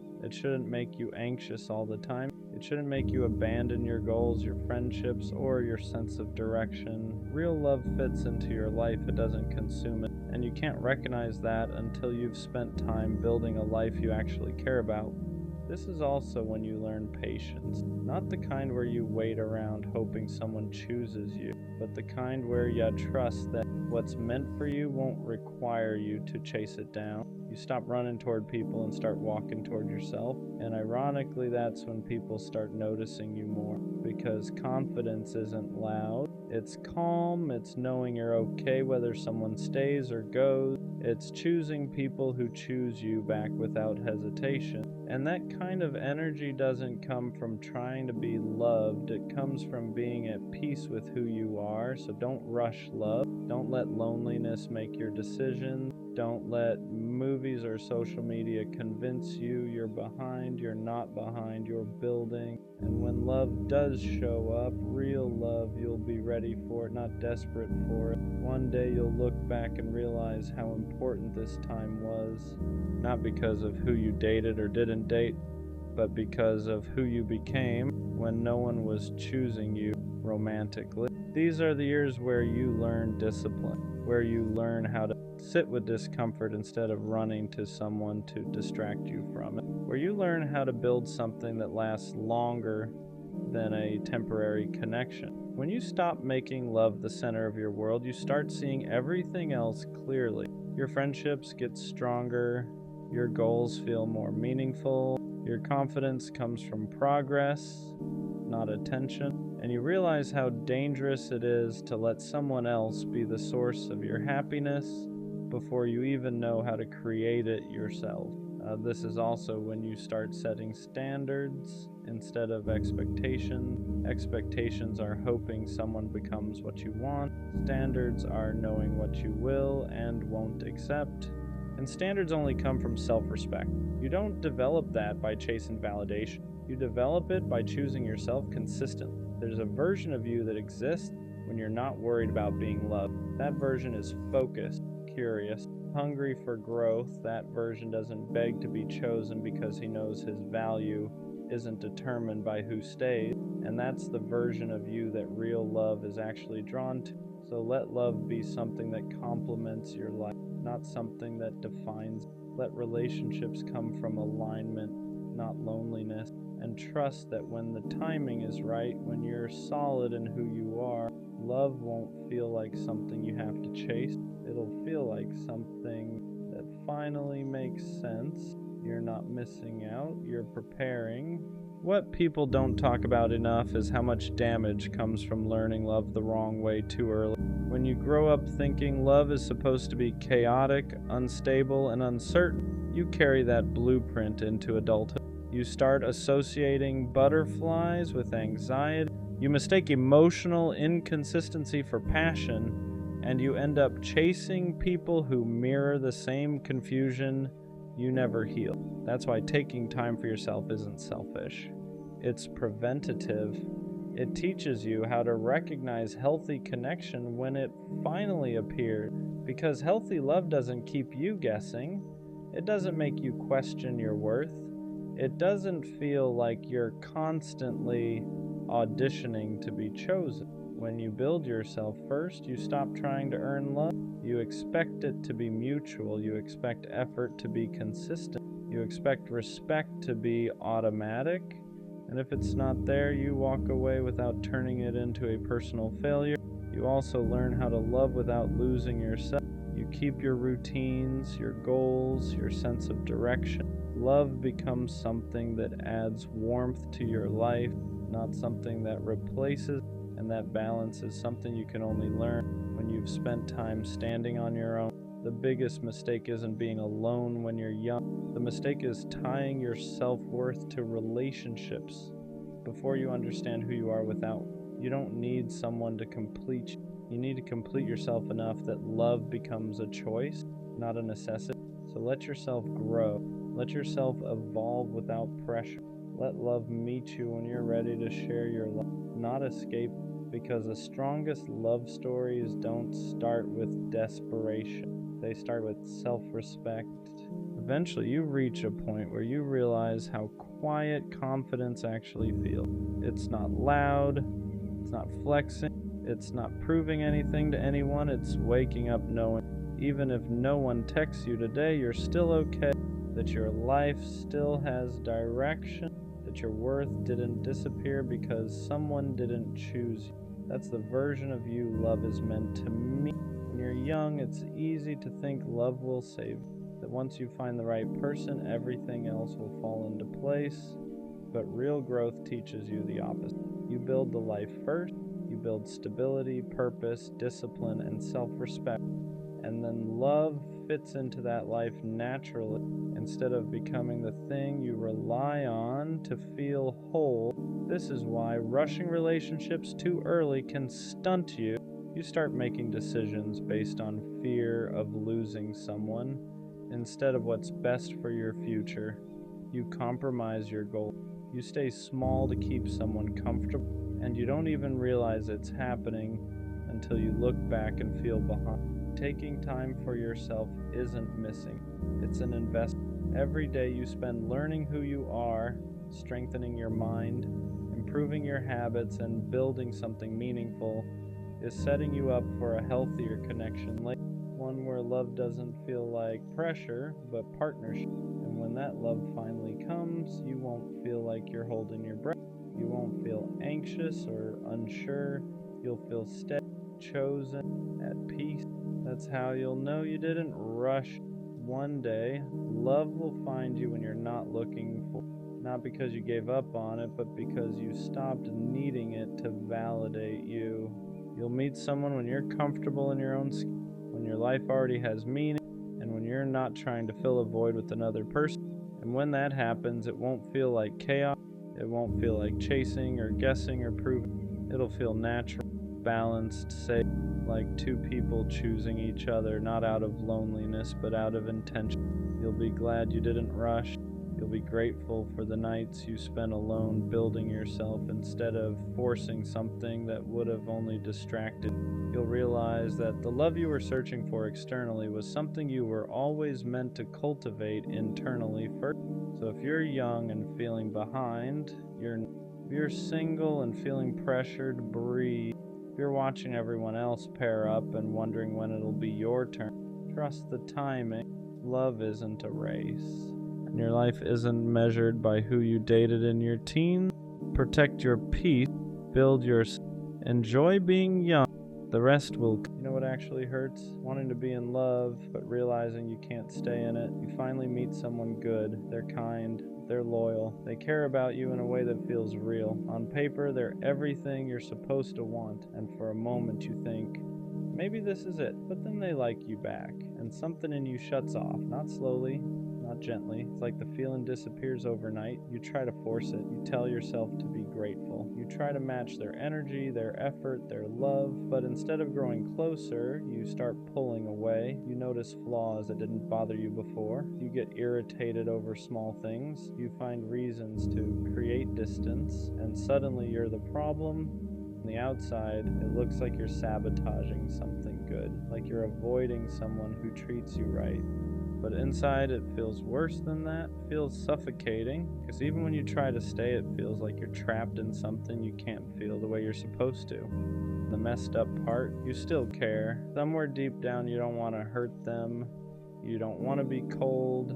You don't want to be the reason someone feels unwanted, but you also don't know how to love them without losing yourself. And that kind of conflict turns love into guilt. What's confusing about this feeling is that it only shows up with the right kind of person, not the chaotic ones, not the ones who make you anxious, not the ones who disappear and keep you guessing. It happens with the ones who are steady, the ones who reply, who show up, who don't play games with your emotions, and instead of feeling safe, your body reacts like something's wrong. You don't feel excitement, you feel pressure, not because they're asking for too much, but because they're offering consistency, and you don't know how to relax inside it. There's no chase, no uncertainty, no emotional roller coaster to distract you.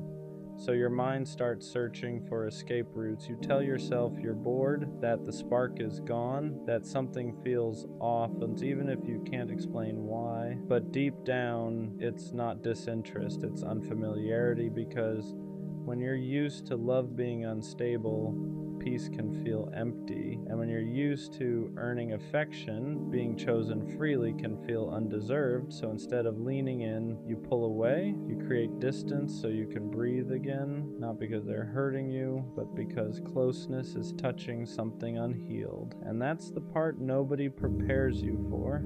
Sometimes the problem isn't that you don't want love, it's that you've never learned how to stay when love doesn't hurt. At some point, this starts to mess with how you see yourself, because now you're not just confused, you're guilty. You look at them and think, yeah, they didn't do anything wrong. They're patient, they're kind, they're trying, and you're the one pulling back. So you start labeling yourself cold, broken, unappreciative, the person who ruins good things. From the outside, it looks simple. Why would you walk away from someone who treats you right? But what they don't see is how trapped you feel inside the expectation to feel something you can't force. You don't hate them. You hate the pressure to become the version of yourself that knows how to stay. So instead of being honest, you distance yourself, you reply slower, you stop initiating.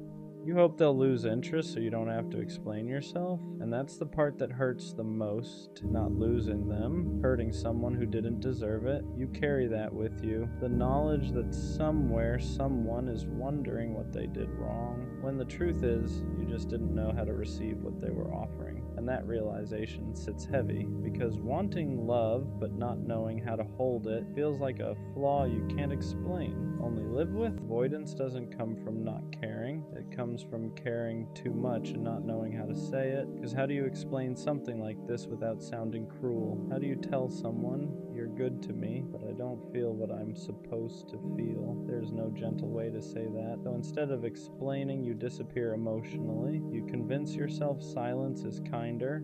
That distance will hurt less than honesty, but silence creates its own kind of damage. They feel it, the shift, the hesitation, the way your energy isn't the same anymore, and you feel it too. Every message feels heavier. Every interaction feels like a reminder that you're failing at something that should be simple. So you keep avoiding the conversation, hoping clarity will show up on its own, but it doesn't. All that grows is resentment, not toward them, but toward yourself, because now you're stuck between two fears, hurting them by telling the truth, or hurting them slowly by pulling away. And avoidance feels safer in the moment because it delays the guilt, but it doesn't remove it, it just stretches it out. And the longer you stay quiet, the harder it becomes to speak honestly at all. If you look closer, This pattern isn't about them at all. It's about what closeness brings up in you, because real healthy affection doesn't distract you from yourself. It brings you face to face with things you buried, old fears, old wounds, old beliefs about what love costs. When someone is consistent, there's nowhere to hide. You can't blame mixed signals, you can't blame distance, you can't blame uncertainty. All that's left is you and the part of you that learned early on that love comes with pressure. Pressure to be enough, pressure to stay, pressure to not mess it up. So your system does what it learned to do best. It pulls away before it can fail. Avoidance isn't rejection, it's self-protection. You're not running from them. You're running from the version of yourself that feels exposed when someone chooses you fully, because being wanted means being seen. And being seen means being vulnerable in ways you never learned were safe. So your mind flips the switch. You call it disinterest, you call it boredom, you call it not feeling it, but underneath all of that is fear, not of losing them, but of losing control. Eventually a realization starts to creep in. This isn't about love failing, it's about healing that hasn't happened yet. Because when someone offers you something real, it presses on the places you never finished healing, not because they're doing anything wrong, but because closeness exposes what avoidance kept quiet. Love asks questions you've been dodging. It asks you to be present. It asks you to trust consistency. It asks you to stay when things feel uncomfortable instead of dramatic. And if your past taught you that love comes with loss, your body reacts before your mind can explain it. So instead of leaning in, you shut down, not because you don't care, but because caring activates fear, fear of dependency, fear of responsibility, fear of becoming someone who needs another person, because somewhere along the way, you learned that needing someone meant giving them the power to hurt you. So when love shows up calm and steady, your nervous system mistakes it for danger, and you don't realize what's happening until later, after you've already pulled away, after you've already created distance, after you've already blamed yourself. But this moment matters because once you see that this isn't disinterest, it's unhealed fear, you stop calling yourself broken, you start calling it what it is, a signal. Once you see the pattern, something changes, not overnight, not perfectly, but you stop running on autopilot. You start noticing the moment your body wants to pull away, the urge to detach, the instinct to create distance the second things feel real, and instead of obeying it immediately, you pause. You ask yourself, am I actually uninterested? Or am I uncomfortable? That question alone changes everything, because discomfort isn't a red flag, it's a signal. It tells you something important is happening, something unfamiliar, something that requires presence instead of escape. So instead of disappearing, you stay a little longer, you don't force feelings, you don't fake certainty, you just allow yourself to exist inside the discomfort without punishing it. You start choosing honesty over avoidance, not brutal honesty, gentle honesty. I'm confused, I'm scared, I don't know what I'm feeling yet. And for the first time, connection doesn't feel like a trap. It feels like practice. Practice staying, practice communicating, practice letting someone see you without immediately taking that away. You realize something important here. You don't have to feel everything at once. You don't have to be sure. You just have to stop abandoning yourself the moment love asks you to be present. At the end of all this, you start to understand something clearly. Love was never the problem. Fear was. Fear was the thing turning care into pressure. Fear was the thing making peace feel boring. Fear was the thing convincing you that pulling away was safer than staying. When fear stops leading, love feels different. It's quieter, slower, less dramatic. It doesn't hit like chaos. It doesn't demand certainty right away. It doesn't make you feel trapped. It gives you space to exist without disappearing. Real love doesn't ask you to force feelings. It doesn't punish confusion. It doesn't make you feel like you're failing for needing time. It lets you grow into it, and when you stop running, you realize something important. Caring doesn't mean losing yourself. Staying doesn't mean being stuck. And choosing someone doesn't mean giving up control. It just means you're present. You're allowed to learn how to love differently than you were taught. You're allowed to take it slow. You're allowed to feel unsure without self-sabotaging. And most of all, you're allowed to stop hating yourself for struggling with something you were never shown how to do safely, because the moment love stops being about fear is the moment it finally starts feeling real. It's always at night when everything hits at once. Your room gets quiet, your phone is dry, everyone's asleep, and suddenly your mind keeps replaying everything. You try to forget the laughs, the old texts, the what-ifs. You start missing people you swore you moved on from. You start feeling things you buried a long time ago. And it's not even about wanting them back. It's about wishing things just ended differently. Wishing you said more or nothing at all. You ever lay there staring at the ceiling, feeling like the past is louder than the present? It's like Eren from Attack on Titan, haunted by the weight of what's already gone, but still pretending to move forward like it doesn't hurt. And the worst part? You can't talk to anyone about it because it's 2 a.m., and no one would get it anyway. But let me remind you this. Those memories, they're just echoes. They feel loud now, but they don't define you. You lived through them and you're still here, and yeah, it hurts, but that means you cared. And caring, that's not weakness. That's proof you're human. So breathe. You won't feel like this forever. It always gets heavier at night. Not during the day when there's noise, distractions,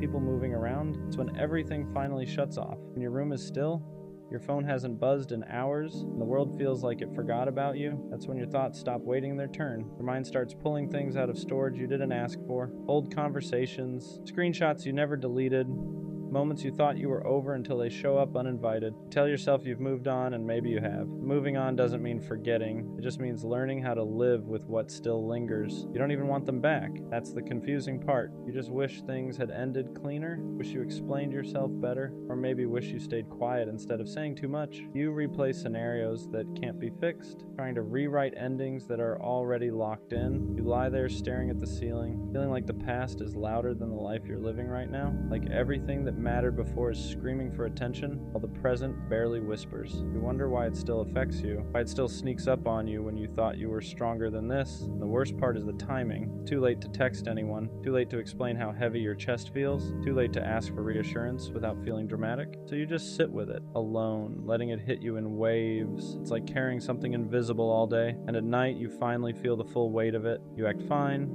you move forward, but inside, there's still grief for versions of life that never happened, for people who changed, for moments that ended before you were ready. But here's what matters. Those memories aren't commands, they're echoes. They sound loud in the quiet, but they don't control where you're going. They don't erase the fact that you survived them. They don't cancel the future you haven't lived yet. If it hurts, that doesn't mean you're weak. It means you felt deeply. It means something mattered to you. And caring isn't something to be ashamed of even when it leaves scars. So breathe. Let the night pass. You won't always feel like this, and one day the quiet won't feel so heavy anymore. There's a certain kind of loneliness that only shows up at night. Not the kind that comes from being alone, but the kind that comes from remembering when you weren't, when someone used to be a constant, a voice you could reach for without thinking, a presence that made the quiet feel safe instead of heavy. At night, you realize how much space they used to fill. Now that space just exists, unoccupied, untouched. You don't want to fill it with anyone else because it doesn't feel right yet. So you sit with it, even though it aches. Your mind starts drifting into the what-ifs. What if I had said things differently? What if I stayed quiet instead of reacting? What if I left sooner? What if I tried harder? You run through 100 alternate endings, knowing none of them change reality, but somehow your brain keeps trying anyway. That's the trap of nighttime thinking. It convinces you that if you replay the past enough times, you'll finally find peace in it. But peace doesn't live there anymore. All that's left are lessons and memories, and sometimes even those feel too loud. You start feeling behind in life, like everyone else is moving forward while you're stuck unpacking things you never asked to carry. You scroll through your phone, watching people live, love, laugh, post highlights, and you wonder why your heart feels so heavy when everyone else seems fine. But comparison at night is dangerous. You're seeing everyone else's daylight while you're stuck in your midnight, and that will always feel unfair. What you don't see is how many people are lying awake just like you, staring at ceilings, replaying moments, trying to make peace with things that didn't turn out the way they hoped. You're not broken for feeling this way. You're processing, you're grieving, you're letting go in real time, even if it doesn't feel like it yet. And slowly, very slowly, these nights will change. They won't disappear, but they won't crush you either. The memories will still come, but they won't steal your breath. The quiet will start feeling less empty and more calm. You won't always feel haunted by the past. One night, you'll realize you're thinking about tomorrow instead of yesterday. Eventually, you start noticing that the nights don't hit the same every time. Some nights still hurt, yeah, but other nights feel quieter in a different way. Not empty, just still. And that's when you realize something is slowly shifting inside you, even if you didn't notice it during the day. You begin to understand that missing someone doesn't always mean you want them back. Sometimes it just means they were part of a chapter that mattered. A chapter that shaped you. And endings like that don't disappear quietly. They linger, they echo, not because you're stuck, but because you lived it fully. At night, you start reflecting less on them and more on yourself, on how much you've changed since then, on how certain things you tolerated before you'd never accept now, on how some versions of you had to break so newer ones could exist. And that realization is bittersweet, because growth often comes wrapped in loss. You realize that the pain isn't pointless. It taught you boundaries. It taught you what effort looks like when it's real. It taught you how to spot the difference between attention and intention. Those lessons didn't come cheap. They weren't wasted either. There are still moments when the past creeps in unannounced, and a random thought tightens your chest for a second. But now, you don't spiral the way you used to. You acknowledge it, let it pass. You don't punish yourself for remembering. You don't shame yourself for caring, and that's progress. You stop asking, why did this happen to me? You start asking, what did this teach me? And that question changes everything. The nights don't feel like battles anymore. They feel like checkpoints. Moments where you check in with yourself, where you realize how far you've come even if you still have a long way to go. And one day, you'll lie in bed and realize your thoughts aren't pulling you backward anymore. They're just passing through. And for the first time in a while, the quiet won't feel heavy. It'll feel earned. There's a point where the night stops feeling like an enemy and starts feeling like a mirror. Not one that judges you, but one that shows you who you've become. You're not the same person you were back then. You don't react the same. You don't attach the same. You don't give pieces of yourself away as easily. And while part of you misses that softness, another part of you is grateful. You learned how to protect it. You start realizing that healing isn't loud. It doesn't announce itself. It doesn't show up all at once. It happens in quiet moments like this, when you choose not to spiral, when you choose not to reach out, when you choose to sit with your feelings instead of running from them. Those small decisions stack up, even if it doesn't feel like it yet. Some nights you'll still feel that ache, that sense of loss, but it won't feel like panic anymore. It'll feel like a reminder that you loved something real, reminder that you're capable of depth. And instead of breaking you, that thought will start to ground you. You'll also start noticing how much space you've created. Space in your mind, space in your heart, space in your life. At first, that space felt terrifying, like something was missing. Now it starts to feel like potential, like room for something healthier, something calmer, something that doesn't require you to lose sleep just to feel secure. You begin trusting yourself again, trusting that you can handle whatever comes next, trusting that even if something ends, you won't fall apart the way you once did. You've already proven that to yourself night after night just by getting through. And that's the part people don't see. They don't see the growth that happens in silence. They don't see the strength it takes to sit with your thoughts and still choose to move forward. But you know, and that's enough. The night won't always feel like this. One day it'll just be night. No wait, no replay, just rest. At some point, you stop fighting the memories when they show up. You don't chase them, but you don't shove them away either. You let them pass through like background noise instead of letting them take over the whole room. That's when you realize you're not healing by force anymore. You're healing by acceptance. You accept that some nights will still feel heavier than others, that certain dates, certain places, certain songs will still stir something inside you. But now, those moments don't define your entire mood. Don't steal the whole night. They're just moments, and moments pass. You also start understanding that the past isn't trying to pull you back, just reminding you that you lived, that you felt something real, that you weren't numb, and there's something powerful about that, because numbness is easy. Feeling is brave. You stop asking yourself if you'll ever fully move on. That question slowly loses importance. Instead, you start asking, am I okay right now? And most nights, the answer becomes yes. Not perfect, not amazing, but okay. And that's enough. You notice how your thoughts begin drifting toward things ahead of you. Plans, goals, small things you're looking forward to. First, it surprises you. Like, when did my mind start doing this? But that's how healing works. It sneaks up on you, one quiet night at a time. And even when the past visits, it doesn't feel like a threat anymore. It feels like a chapter you've already read. One that mattered. One that changed you. Not one you need to reread every night to understand. You're learning how to to rest without carrying everything with you, how to sleep without replaying endings, how to let the present exist without being overshadowed by what's already gone, and that's progress. Whether you recognize it yet or not, there's a quiet confidence that starts forming in you after all those nights. It doesn't come from feeling happy all the time. It comes from knowing you can sit with discomfort and still be okay. You've already faced the worst parts of your thoughts in the dark, and they didn't destroy you. That realization changes how you move through life. You stop being afraid of the quiet. Silence doesn't feel like abandonment anymore. It feels neutral, sometimes even comforting. You don't need constant noise or validation to feel grounded. You've learned how to be alone without feeling lonely, and that's something a lot of people never figure out. You also become more honest with yourself about what you want, about what you won't tolerate again, about the kind of connections you deserve. The nights taught you that chasing what's gone only keeps you stuck, and protecting your peace isn't selfish, it's necessary. And when you think back on the people you missed, the pain isn't as sharp. There's still tenderness there, but it's softer now, less like a wound and more like a scar. Proof that something happened, but also proof that it healed. You start trusting that life doesn't end with one loss, that the world doesn't stop because something did. You realize that endings don't erase everything that came before them, and they don't block everything that comes after. They just redirect you, and one night, without any dramatic moment, you'll notice something small but important. You're tired in a normal way, not emotionally drained, not overwhelmed, just ready to rest. And as you close your eyes, you won't feel haunted, you'll feel present. And then one night, it doesn't hurt anymore.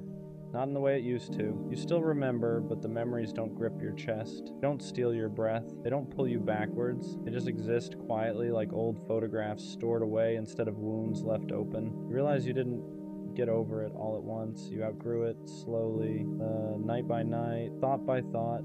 You kept living even when it was hard. You kept choosing yourself even when part of you wanted to stay stuck in what was familiar. And without noticing, you built something stronger than closure. You built resilience. The nights that once felt unbearable became lessons. They taught you how to sit with yourself, how to listen instead of run, how to accept endings without needing them to make sense. And because of that, you're not afraid of feeling anymore. You're not afraid of caring. You're not afraid of loving again when the time is right. You understand now that pain doesn't mean you failed. It means you were present. It means you opened your heart in a world that doesn't always know how to hold it gently, and that's not something to regret, that's something to respect. Past no longer defines you, it informs you, it shaped you, but it doesn't own you. You carry it with wisdom now, not weight. In the quiet you once feared, it's become peace. So if tonight feels heavy, remember this. You won't always feel like this. You are moving forward even when it doesn't feel obvious. And one day you'll look back at these nights and realize they didn't break you. They built you. Maybe I'm not hard to love. Maybe I'm just not someone people stay for. Because they come close, they get attached, they say they care, they act invested, and then something shifts. They pull back. They get unsure, they choose easier. And after it happens enough times, you stop blaming timing. You start blaming yourself. You start wondering if you're good for the moment, but not for the long term. If you're exciting, but not secure. If you're lovable, but not keepable. And that thought sits heavy because being left doesn't just hurt your heart, it makes you question your value. When almost relationships keep happening, your brain starts building a story, a quiet one. It says, people like you, but they don't stay. And once that narrative forms, everything starts filtering through it. If someone takes longer to reply, you assume they're losing interest. If someone pulls back slightly, you assume it's the beginning of the end. Because you've seen this pattern before, you've felt the slow fade, the shift in tone, the subtle detachment. So now even when something feels good, you brace yourself. Not because you're negative, because you're tired of being surprised. And the scary part, you start expecting abandonment before it even happens. You hold back. You don't get too excited. You don't fully relax because deep down, you're preparing for them to leave. Not because you're unlovable, but because repetition turned into belief. Fully relax into the connection. Because fully relax into the connection. Because what's the point if it's temporary anyway? You become hyper-aware, watching for changes, tracking energy shifts, reading into silence, and sometimes, without realizing it, you create distance first. You pull back slightly, you act less invested, you test their consistency, not to play games, but to protect yourself, because if they're gonna leave, you'd rather see it coming. But here's the hard truth. When you show up guarded, you don't give love the chance to feel safe. Not because you're toxic, not because you're difficult, but because you're tired. Tired of being surprised, tired of being left, tired of being the one who cares more. So you half show up, and then when it ends, it feels like confirmation. See? They left again. But maybe it's not that you're someone people don't stay for. Maybe it's that you're still healing from the last time they didn't. There's a difference between being left and choosing people who were never built to stay. That's the part we don't always see, because when someone walks away, it feels personal. It feels like they evaluated you and decided you weren't enough. But look closer.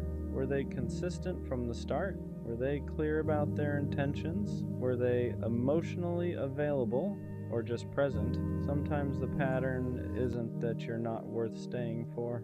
It's that you keep giving your depth to people who only plan to visit. People who like connection but fear commitment. People who enjoy intimacy but avoid responsibility. And when they leave, it reinforces the narrative. No one stays. But maybe the better question is, who have I been choosing? Because when you stop choosing emotionally unavailable people, the pattern changes. Not instantly, not magically, but gradually. You realize you were never hard to stay for, you were just staying with people who were temporary. At some point, you stop chasing permanence, you stop trying to lock something in before it's solid, stop over-investing just to make it last, stop forcing potential into commitment because you realize something.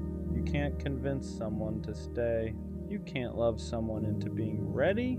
You can't perform your way into permanence. So instead of gripping tighter, you loosen your hold. You let people show you who they are. You stop rushing labels. Stop fantasizing futures before foundations exist. And something interesting happens when you're no longer desperate for someone to stay. You start attracting people who actually want to. Because permanence isn't built through pressure, it's built through alignment. You don't chase it, you allow it. And when someone stays without being forced, without being convinced, without being chased, it feels different. Not fragile, not uncertain, just steady. At some point, the fear shifts. It stops being, they're going to leave, and becomes, if they do, I'll be okay. That's confidence, not the loud kind, not the I don't care kind. The steady kind.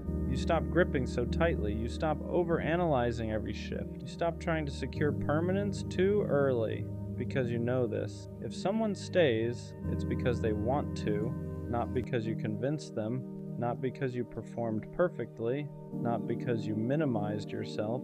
And if they leave, it doesn't collapse your identity. It doesn't confirm you're unworthy. It just confirms they weren't aligned. You're not scared of people leaving anymore. You're more concerned with whether they're capable of staying. And that's different because now you're not auditioning, you're observing. And the people who are meant to stay, they won't need to be chased. They won't need to be monitored. They won't need to be reminded. They'll just stay. Being someone people stay for starts with staying true to yourself first, because when you abandon yourself to keep someone else, you teach them that you'll tolerate instability, you over-adjust, over-forgive, overextend, you bend your boundaries so they don't feel pressured, you silence your needs so they don't feel overwhelmed, and slowly, you're the one disappearing. But here's the shift. The more you stay grounded in who you are, the less you attract people who only plan to pass through. When you communicate clearly, when you hold your standards calmly, when you don't chase mixed signals, the wrong people leave faster. And that's not loss, that's filtering. You don't become someone people stay for by shrinking yourself into convenience. You become that by being steady in your worth. The right person won't stay because you made it easy. They'll stay because they respect what you stand on. The right love doesn't feel like survival. It doesn't feel like holding your breath. It doesn't feel like waiting for the other shoe to drop. It doesn't feel like constantly proving you're worth keeping. It feels stable, not boring, not forced, stable. You're not overthinking every text. You're not tracking effort. You're not wondering if today is the day they change their mind. You just feel secure. And that's what you've been craving this whole time. Not obsession, not intensity, not dramatic passion, stability. Because when someone is truly staying, you don't have to fight for reassurance. You don't have to shrink. You don't have to overperform. You don't have to prepare for abandonment. You get to relax. And if you've never experienced that, of course, you start thinking maybe you're not someone people stay for, but maybe you've just never been with someone capable of stable love. There's a difference. At some point, you stop fearing being left. You start expecting to be valued. That's the real shift. You don't walk into connections thinking, how long will this last? You walk in thinking, if this is aligned, it will stay. You stop preparing for abandonment. Stop bracing for the slow fade. Stop assuming you'll have to fight to be kept, because now you know something. If someone leaves, it doesn't mean you weren't worth staying for. It means they weren't built to stay. And instead of internalizing it, you let it pass. You don't collapse. You don't spiral. You don't rewrite your worth. You understand that being valued is the bare minimum. And once you truly believe that, you stop entertaining anything less. You don't chase clarity. You don't beg for reassurance. You don't accept confusion. You expect effort. You expect consistency. You expect intention. And the people who can't offer that, they filter themselves out. So, am I just not someone people stay for? No, I just stopped staying where I'm not valued. There's a difference. For a long time, I thought people leaving was proof that I wasn't enough, not interesting enough, not secure enough, not worth committing to long term. But now I see it clearly. The wrong people didn't stay because they were never meant to build. They were meant to teach. Teach me what inconsistency feels like. Teach me what mixed signals look like. Teach me what I will never accept again. And once you learn that, you stop chasing permanence. You stop trying to be easier. You stop overproving. You stop bending yourself into something digestible because you realize this. You are absolutely someone people stay for. Just not people who are unsure, not people who love halfway, not people who need options. The right person won't need convincing. They won't need time to decide your worth. They won't feel overwhelmed by your depth. They'll feel steady. And this time, if someone leaves, you won't question your value. You'll question their capacity because you're no longer asking, well, why don't people stay? You're asking her, are they capable of staying at my level? And that's the shift. She made me feel loved, not in a loud way, not in a dramatic way, in a steady way. She checked in, she listened, she remembered the small things, and the crazy part, I didn't know what to do with it. Because when you're used to chaos, consistency feels unfamiliar. When you're used to chasing, being chosen feels suspicious. She wasn't confusing, she wasn't distant, she wasn't playing games, she was just there. And for some reason, that scared me more than anything. Healthy love feels calm, and when you're used to chaos, calm can feel boring. There were no mixed signals, no guessing games, no hot and cold energy. She didn't make me question where I stood, and that was new. I was used to intensity, late night arguments, emotional highs and lows, passion that felt like a roller coaster. With her, it was steady, and instead of relaxing into it, I started looking for something wrong. Because when you've been conditioned to associate love with anxiety, peace feels unfamiliar. You mistake stability for a lack of spark, consistency for predictability, security for missing something. But the truth, nothing was missing. I just didn't know how to receive love that didn't hurt first. Sometimes we don't sabotage love because we don't care. We sabotage it because we don't feel worthy of it. She showed up consistently, she communicated clearly, she didn't make me chase, and instead of feeling grateful, I felt exposed, because when someone loves you properly, they see you, not just the confident version, not just the charming version, the insecure parts too, the guarded parts, the parts that still haven't healed. And when you don't fully love yourself, being loved deeply feels uncomfortable. You start thinking, what if she realizes I'm not as solid as I seem? What if she expects more than I can give? What if I mess this up?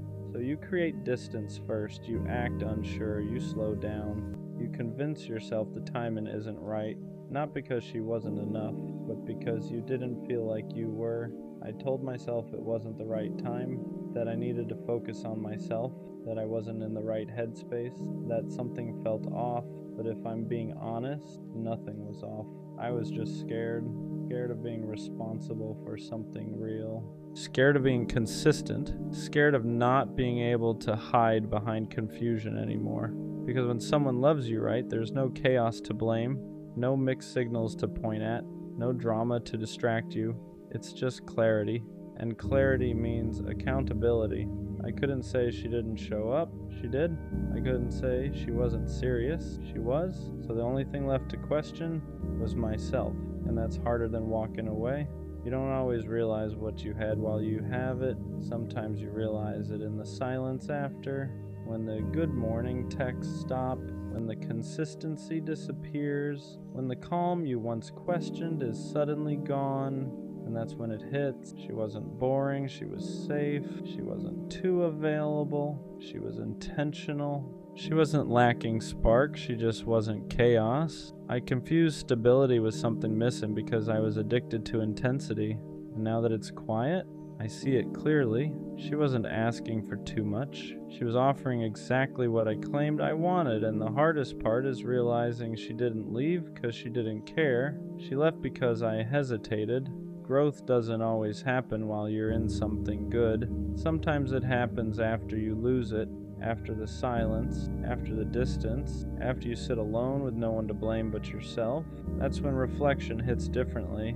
You replay conversations, moments you brushed off, times she asked for reassurance and you gave her half answers, not because you didn't care, but because you weren't mature enough yet to handle something healthy. And the painful part, you finally become the version of yourself that she needed, clearer, more emotionally aware, more ready, but she's not there anymore. And that's the lesson. Sometimes the right person meets you at the wrong version of yourself, and losing them is what forces you to grow. Now the question is different. Do I reach back out, or do I let her have the peace I couldn't give her before because missing someone isn't the same as being ready for them? Regret can feel like growth, loneliness can feel like clarity, but are you actually different, or do you just miss how she made you feel?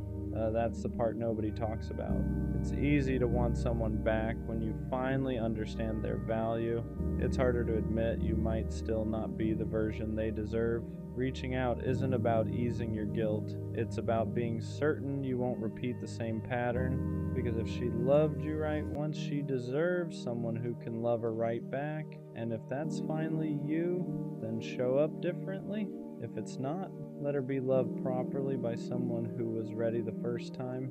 Being ready isn't about having your life perfect. It's about emotional responsibility. It's about being able to communicate without shutting down, being consistent without feeling trapped, being vulnerable without running when it gets real.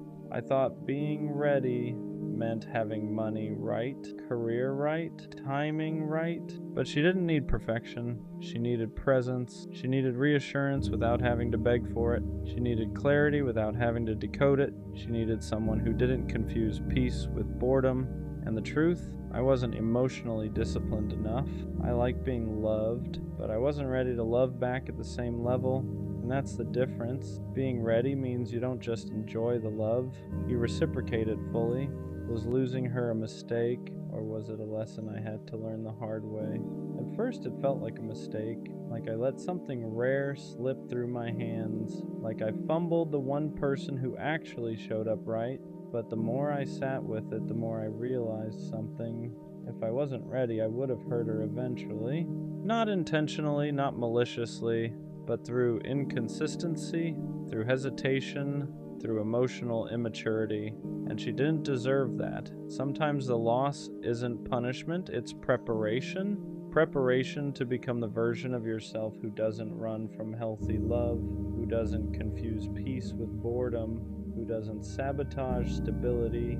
Maybe she wasn't meant to stay forever. Maybe she was meant to show me what real love looks like, so I'd stop settling for less and stop being less. And that doesn't erase the regret, but it gives it meaning. Will she ever know how much she meant to me? Probably not in the way she deserved, because when she was loving me out loud, I was loving her quietly. When she was certain, I was unsure. When she was present, I was half in. And now that I finally understand her value, it's in hindsight.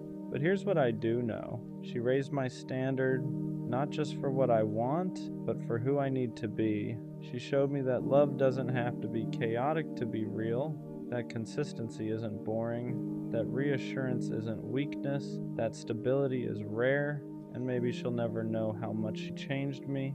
Maybe she'll never know that losing her is what forced me to grow. But one day, when I love someone the right way, fully, clearly, consistently, a part of that will be because of her, because she loved me right, even when I wasn't ready, and that's something I'll always respect. For the longest time, I thought she loved me, not just liked me, not just enjoyed being around me. I thought she actually loved me because she talked to me every day. She wanted to know what I was doing. She asked about my life like it mattered to her. And when someone shows you that kind of attention, it's easy to believe the feelings behind it are real. So I believed it. I believed the late night conversations meant something deeper. I believed the way she smiled when we talked meant she cared. I believed all the time we spent together was building something real. But looking back now, I think she didn't love me. I think she loved the attention. There's a difference. When someone loves you, they care about who you are, your thoughts, your struggles, your future. They care about the person standing in front of them. But when someone loves the attention, the focus isn't really on you, it's on how you make them feel, the compliments, the validation, the feeling of being wanted. And for a while I was giving her all of that. I was the person who always answered, the person who always listened, the person who always showed up when she needed someone to talk to. And I thought that meant I mattered to her. But eventually I started noticing something strange. Whenever I pulled back, she suddenly came closer. Whenever I stopped giving her attention, she started reaching out again. Not because she missed me, but because she missed the way I made her feel. And that's when something started becoming clear. Maybe she didn't love me the way I thought she did. Maybe she just loved having someone who cared about her that much. Once that thought entered my head, that maybe she didn't love me, maybe she just loved the attention, I started seeing things differently. Moments that once felt meaningful started feeling different. I remembered how often she reached out when she was bored, when she had nothing going on, when she needed someone to talk to. And every time I was there, answering her messages, listening to her problems, giving her reassurance whenever she doubted herself. At the time, I thought that's what love looked like. Two people being there for each other. But when I really looked at it honestly, something felt uneven. Because when she needed attention, I was always available. But when I needed support, it didn't always feel the same. Sometimes she would disappear. Sometimes the conversation would suddenly end. Sometimes it felt like the connection only existed when she was the one who needed it.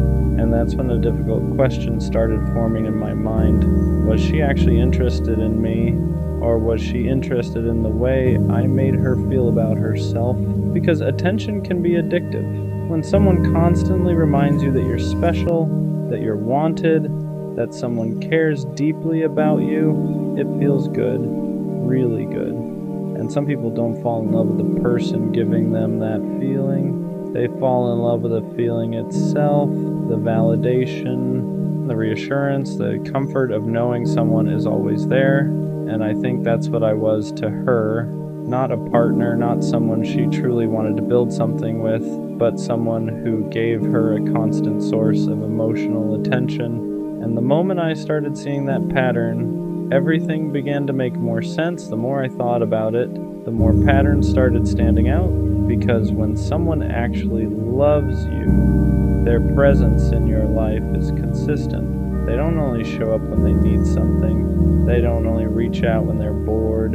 They don't only care when the attention is focused on them. But with her, the connection always seemed to revolve around how she felt. If she had a bad day, I was the first person she called.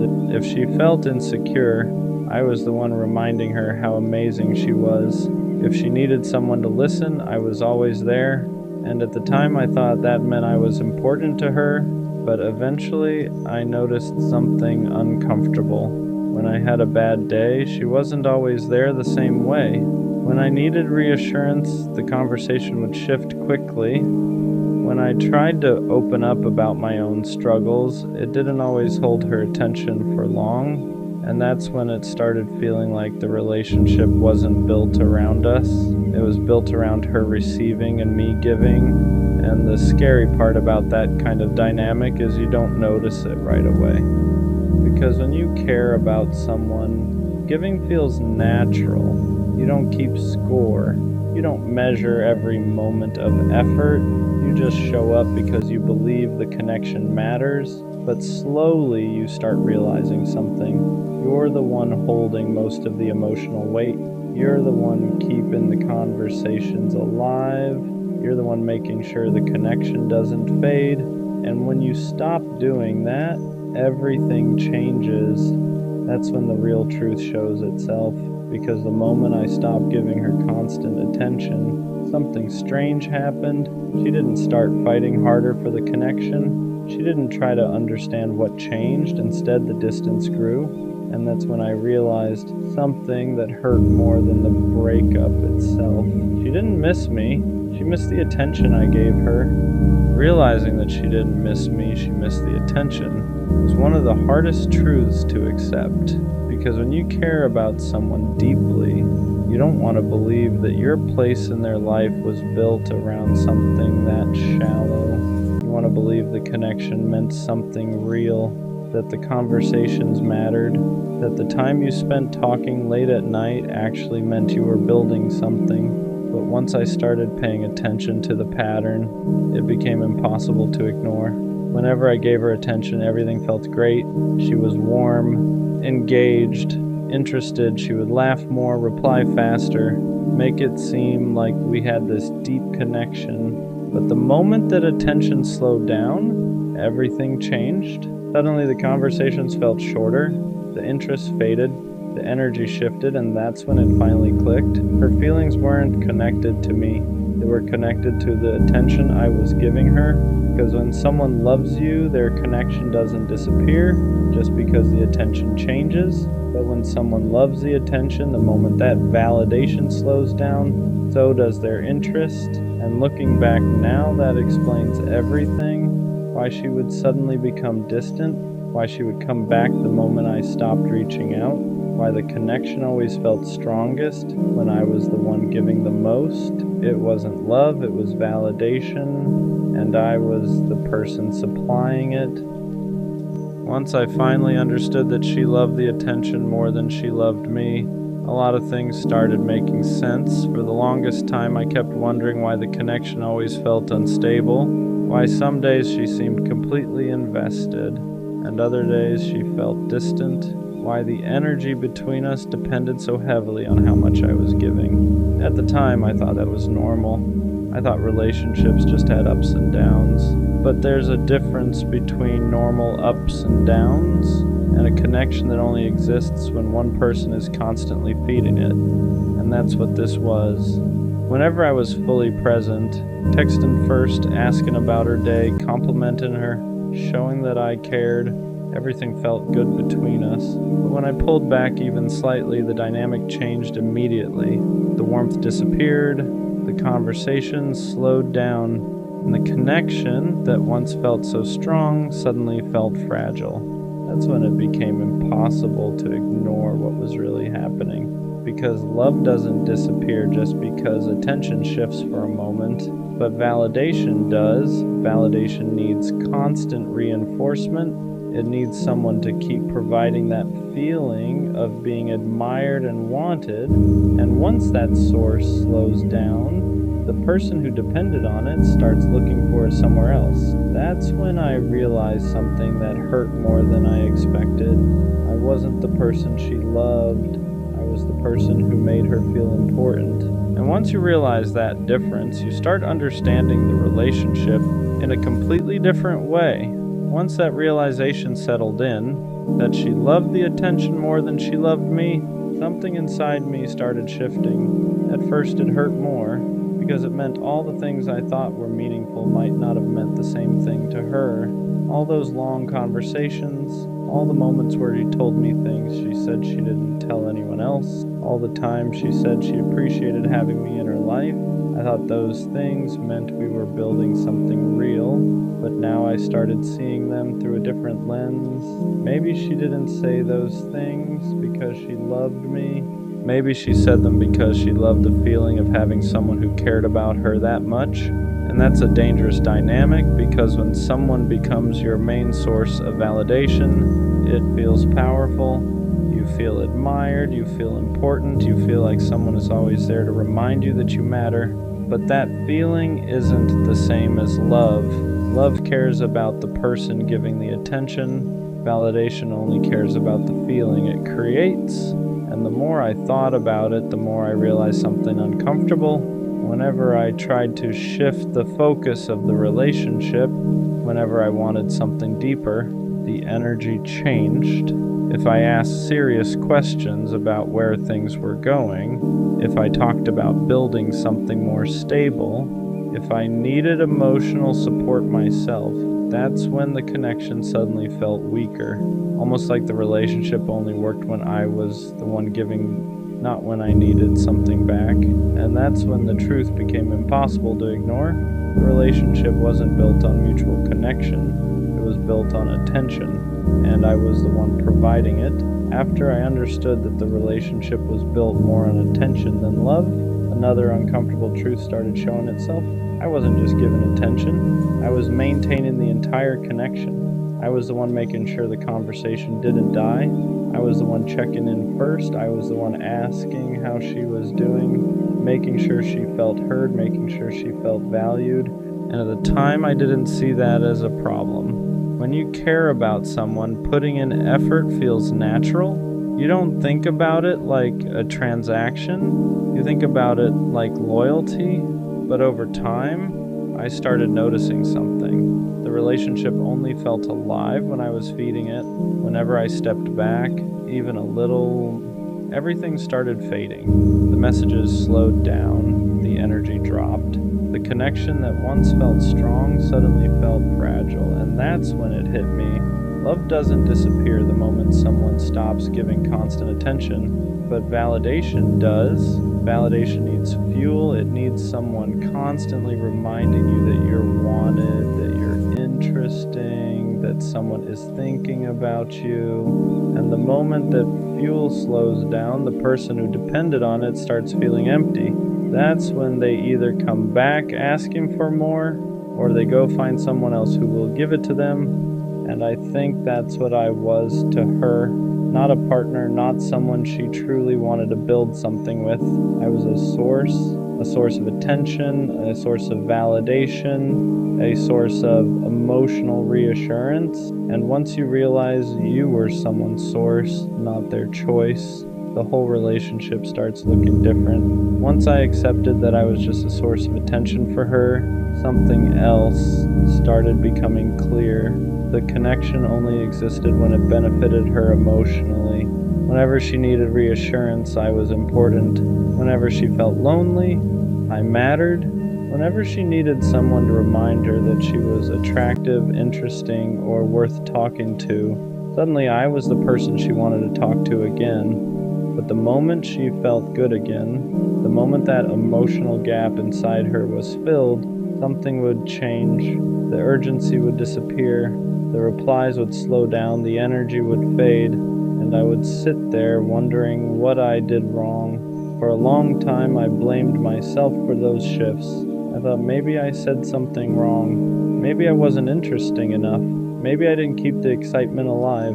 But once you understand the difference between love and attention, everything makes more sense. Love stays even when the excitement fades. Love stays even when you're not constantly entertaining someone. Love stays even when the validation slows down for a moment. But attention doesn't work like that. Attention is temporary. It's something people chase when they need to feel good about themselves. And once they get that feeling again, they don't always need the person who gave it to them anymore. Looking back, that explains why the connection always felt inconsistent. It explains why some days she felt deeply invested in us all, and other days it felt like she barely noticed I existed, because I wasn't the person she loved. I was the person she turned to whenever she needed to feel important. And once I saw that clearly, the whole relationship started making sense in a way it never had before. For a while, realizing that hurt more than anything else, because nobody wants to believe they were just someone's source of attention. You want to believe the connection meant something deeper. You want to believe the time you invested mattered in the same way for both of you. But eventually something changed in the way I saw it. I stopped feeling embarrassed about how much I cared, because caring deeply isn't the problem. The problem is giving that level of attention to someone who only values the feeling it gives them. And that's a big difference. There's nothing wrong with being loyal. There's nothing wrong with showing up for someone you care about. The mistake is believing that everyone who accepts your attention values it the same way you do. Some people appreciate attention, other people depend on it. And the people who depend on it will keep you close as long as you keep feeding that feeling inside them. But the moment the attention stops, the connection disappears, not because they suddenly stop liking you, but because the feeling they were chasing isn't coming from you anymore. And once you understand that, something inside you changes. You stop chasing people who only show up when they need something. You stop investing in connections that only exist when you're the one giving, because you realize something important. You deserve someone who values you, not just the attention you give them. Looking back now, I don't think she loved me, but I also don't think she was pretending the whole time. I think she genuinely liked how I made her feel. She liked the attention. She liked the reassurance. She liked having someone who consistently reminded her that she mattered. And for a while, that was enough to keep the connection alive. But attention alone can't build something real.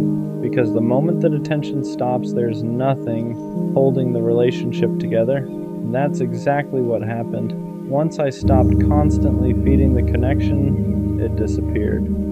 At first, that felt like rejection, but now I see it differently. It wasn't rejection, it was clarity, because it showed me the difference between someone who loves you and someone who only loves the feeling you give them. And once you see that difference clearly, you stop blaming yourself for the way things ended. You realize you weren't losing someone who truly valued you. You were losing someone who valued what you provided. And that's not the kind of connection worth holding on to. One day I'll meet someone who doesn't just enjoy the attention I give them. Someone who actually cares about the person giving it. Someone who chooses me even when the excitement fades. Someone who values the connection, not just the validation. And when that happens, I won't feel like I'm constantly proving my worth, because the right person doesn't stay for the attention, they stay for you. No one really talks about how long some men are willing to wait for the one person they truly want. Not days, not weeks, months, sometimes years. And it usually starts with something small, something that doesn't sound final. She says, maybe one day. I'm just not ready right now. I need time. And he hears that like it's a promise, like it means not now doesn't mean never. So he holds on to those words, replays them, builds hope around them, and he waits. He doesn't make it obvious, he doesn't beg, he doesn't pressure. He waits quietly, patiently, convincing everyone, including himself, that he's fine. Because when a man sees you in his future, when he's already chosen you in his heart, waiting feels easier than letting go. He tells himself she's healing, she's figuring things out. She'll come back when she's ready. And sometimes it's hard to tell if that kind of waiting is beautiful or self-destructive, because love like that is rare. A man who's willing to pause his own needs, put his feelings on hold, stay loyal to the idea of you without knowing if you'll ever choose him back. That's not weakness, that's commitment. But commitment without clarity can slowly break someone. So if you have a man like that, someone willing to wait while you sort through your life, you can't treat that lightly. Take the time you need, heal what you need to heal, do what you need to do. but don't let him wait if you already know you're not coming back. Because the cruelest thing is letting someone hold on to hope when all that's waiting for them is disappointment. A lot of men won't walk away. They'll keep telling themselves one more month, one more sign, one more chance, not because they're desperate, but because they care. So if you can love him again, do it fully. And if you can't, tell him, don't make him wait just to slowly lose himself loving someone who was never going to return. What people don't see is what waiting does to him. Not on the outside. He looks fine. He still shows up, still laughs at the right moments, still pretends he hasn't built his days around the possibility of you coming back. But inside, everything is on pause. He doesn't let himself move on, doesn't let himself get close to anyone else, doesn't let himself fully hope or fully let go, because doing either would feel like betraying the future he pictured with you. So he lives in the middle, not chosen, not free, just waiting. He rereads old messages looking for reassurance that maybe he didn't imagine the connection. He remembers how you looked at him, how you laughed with him, how real it felt, and that's what keeps him there. Not obsession, not desperation, memory. He tells himself real love requires patience, that if it's meant to be, it'll come back around. But patience without direction starts turning into quiet pain, because every time you say, I don't know yet, he hears, not now, but maybe, and maybe is enough to keep him holding on. What breaks him isn't waiting itself. It's not knowing whether the waiting means something to you too. He would wait longer if he knew it mattered. He would walk away if he knew it didn't. But uncertainty keeps him stuck, and the longer he stays there, the more of himself he puts on hold. His needs, his timing, his chance to be loved fully, all for someone who may never come back. And that's the part no one talks about. Waiting doesn't just cost time, it costs pieces of him he doesn't realize he's giving away. At some point, the waiting starts asking questions back, not out loud, not in a way he can easily answer, just quiet thoughts that show up late at night when there's nothing left to distract him. Am I being patient, or am I just afraid to let go? Because there's a difference. Patience comes with trust, with direction, with some kind of reassurance that the waiting has meaning, but what he has is uncertainty. He's not waiting because he's calm. He's waiting because walking away would mean admitting that the future he imagined might never happen. And that's harder than staying still, so he tells himself stories. That love is supposed to hurt a little, that timing matters more than readiness, that if he just proves he's loyal enough, consistent enough, understanding enough, it'll all make sense one day. But love isn't supposed to feel like erasing yourself. It isn't supposed to require putting your life on hold indefinitely. It isn't supposed to make you question whether your needs matter at all. Still, he stays. His hope is quiet, but it's persistent. It whispers things like, she'll come back. She just needs time. It'll be worth it. And as long as that voice exists, letting go feels like failure, like giving up on something real. What scares him most isn't the idea of her choosing someone else. It's the idea that she might never choose anyone, and he still waited anyway. That he might look back one day and realize he sacrificed his own chance to be loved fully for someone who was never coming back. And that realization doesn't make him angry. It makes him tired. Because waiting stopped feeling romantic a long time ago. Now it just feels heavy. And deep down, he's starting to understand something he's been avoiding. Love shouldn't feel like standing still while life passes you by.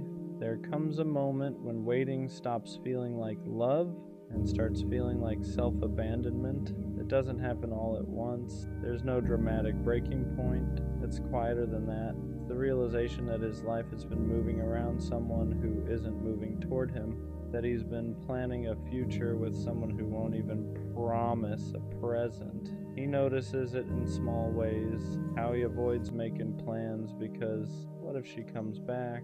How he turns down opportunities because he doesn't want to feel unavailable when she finally decides. How he measures his growth, his happiness, his healing against whether or not it would still fit her. And that's when it hits him. Waiting has slowly become a way of disappearing, not because he doesn't love her, but because loving her has started costing him himself. He tells himself love requires sacrifice, but sacrifice isn't supposed to be one-sided. Real love doesn't ask you to pause your entire life without offering anything solid in return. And for the first time, he lets himself ask a dangerous question. If she never comes back, would this still have been worth it? That question hurts because the answer isn't immediate, because a part of him still wants to believe that patience will be rewarded, but another part, the quieter, tired part, knows something has to change. He starts realizing that choosing himself doesn't mean he loved her less. It means he finally loved himself enough to stop waiting in uncertainty. Letting go doesn't erase what they had. It doesn't make the feelings fake. It doesn't turn the waiting into a mistake. It just means he's done confusing hope with a promise, because love shouldn't require you to disappear quietly just to prove you're loyal. And walking away doesn't mean he stopped caring. Sometimes it means he cared enough to stop hurting himself in silence. Letting go hurts differently than waiting ever did. Waiting was familiar, painful but predictable. It gave him something to hold on to, even if that something was uncertainty. Letting go feels like free fall, because when he finally stops waiting, there's no future version of them to lean on anymore. No, maybe one day. No imagined moment where she finally says she's ready. Just silence, and that silence is loud at first. He feels it in the empty spaces where hope used to sit, in the routines he built around the idea of her coming back.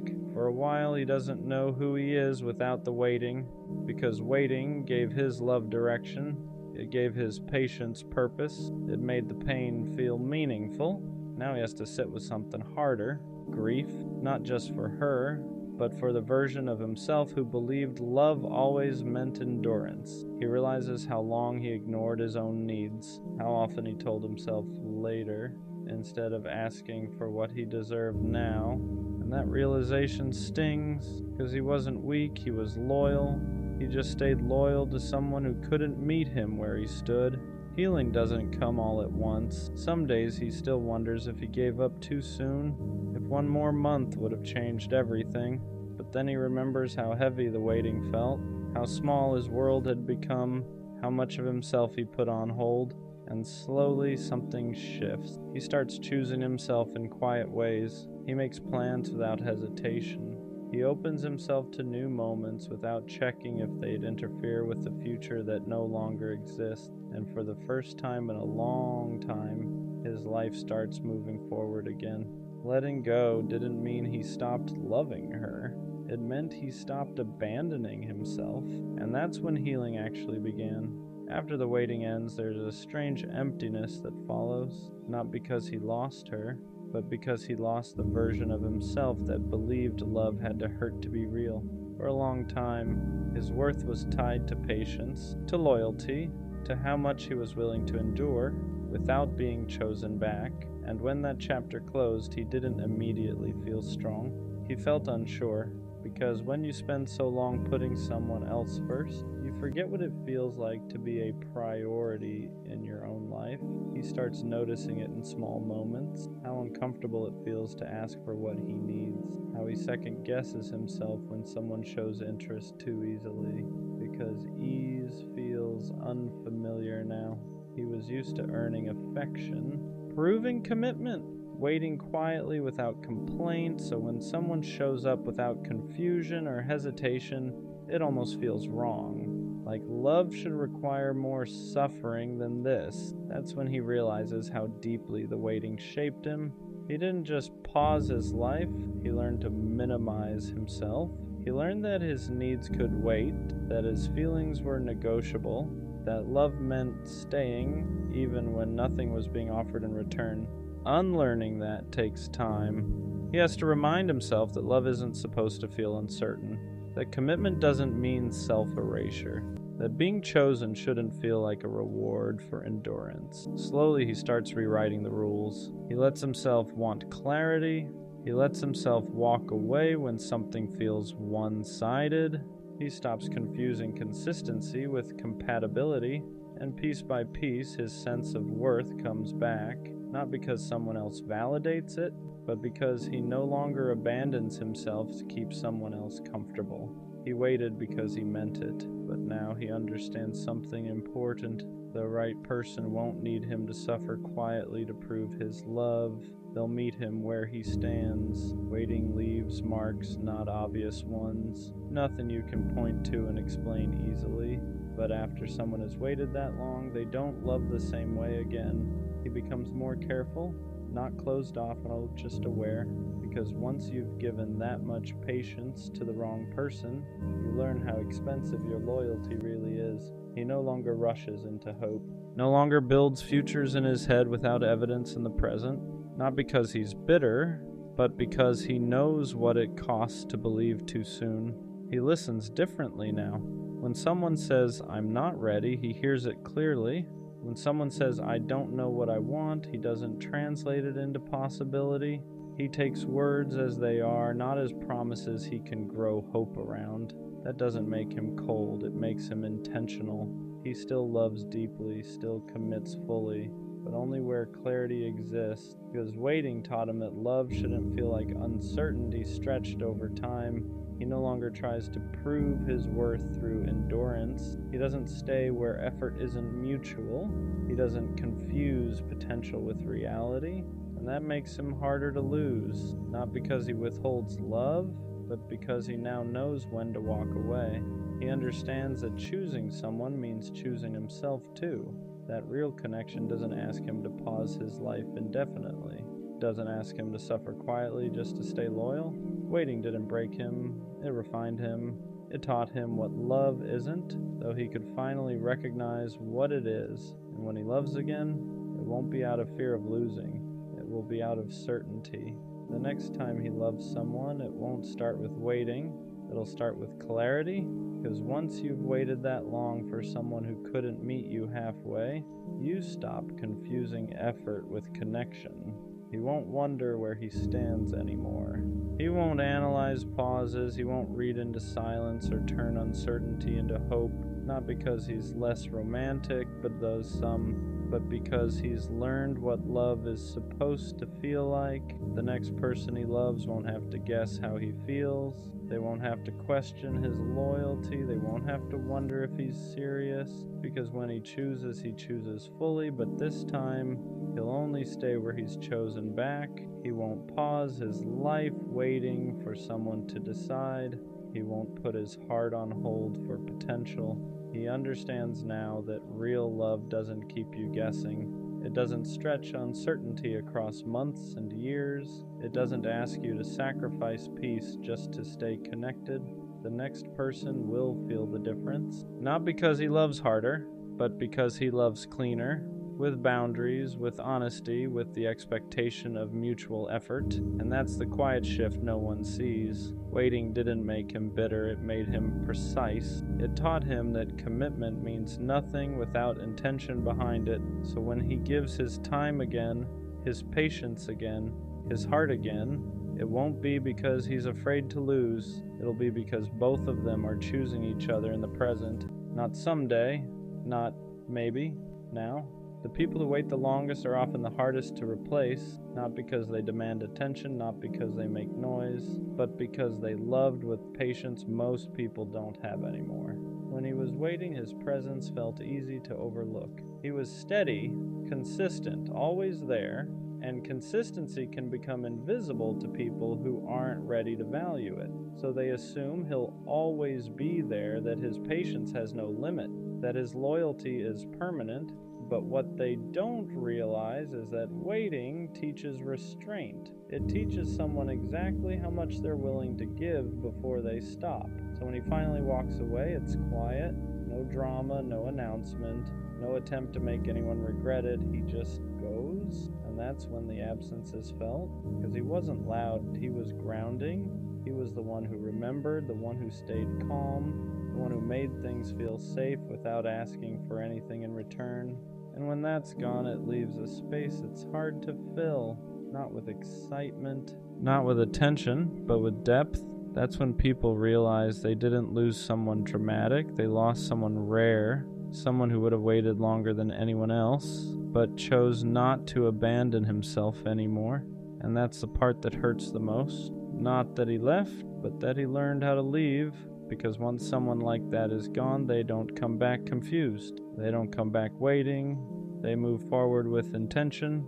And by the time anyone realizes what they lost, he's already chosen himself. Waiting was never the problem. The problem was waiting without being chosen back.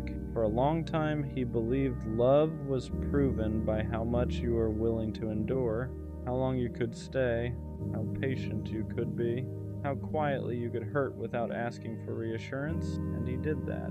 He waited through uncertainty, through mixed signals, through not right now that never turned into I'm ready, not because he didn't value himself, but because he valued love deeply, but eventually he learned the difference between commitment and self-sacrifice. Real love doesn't keep you suspended.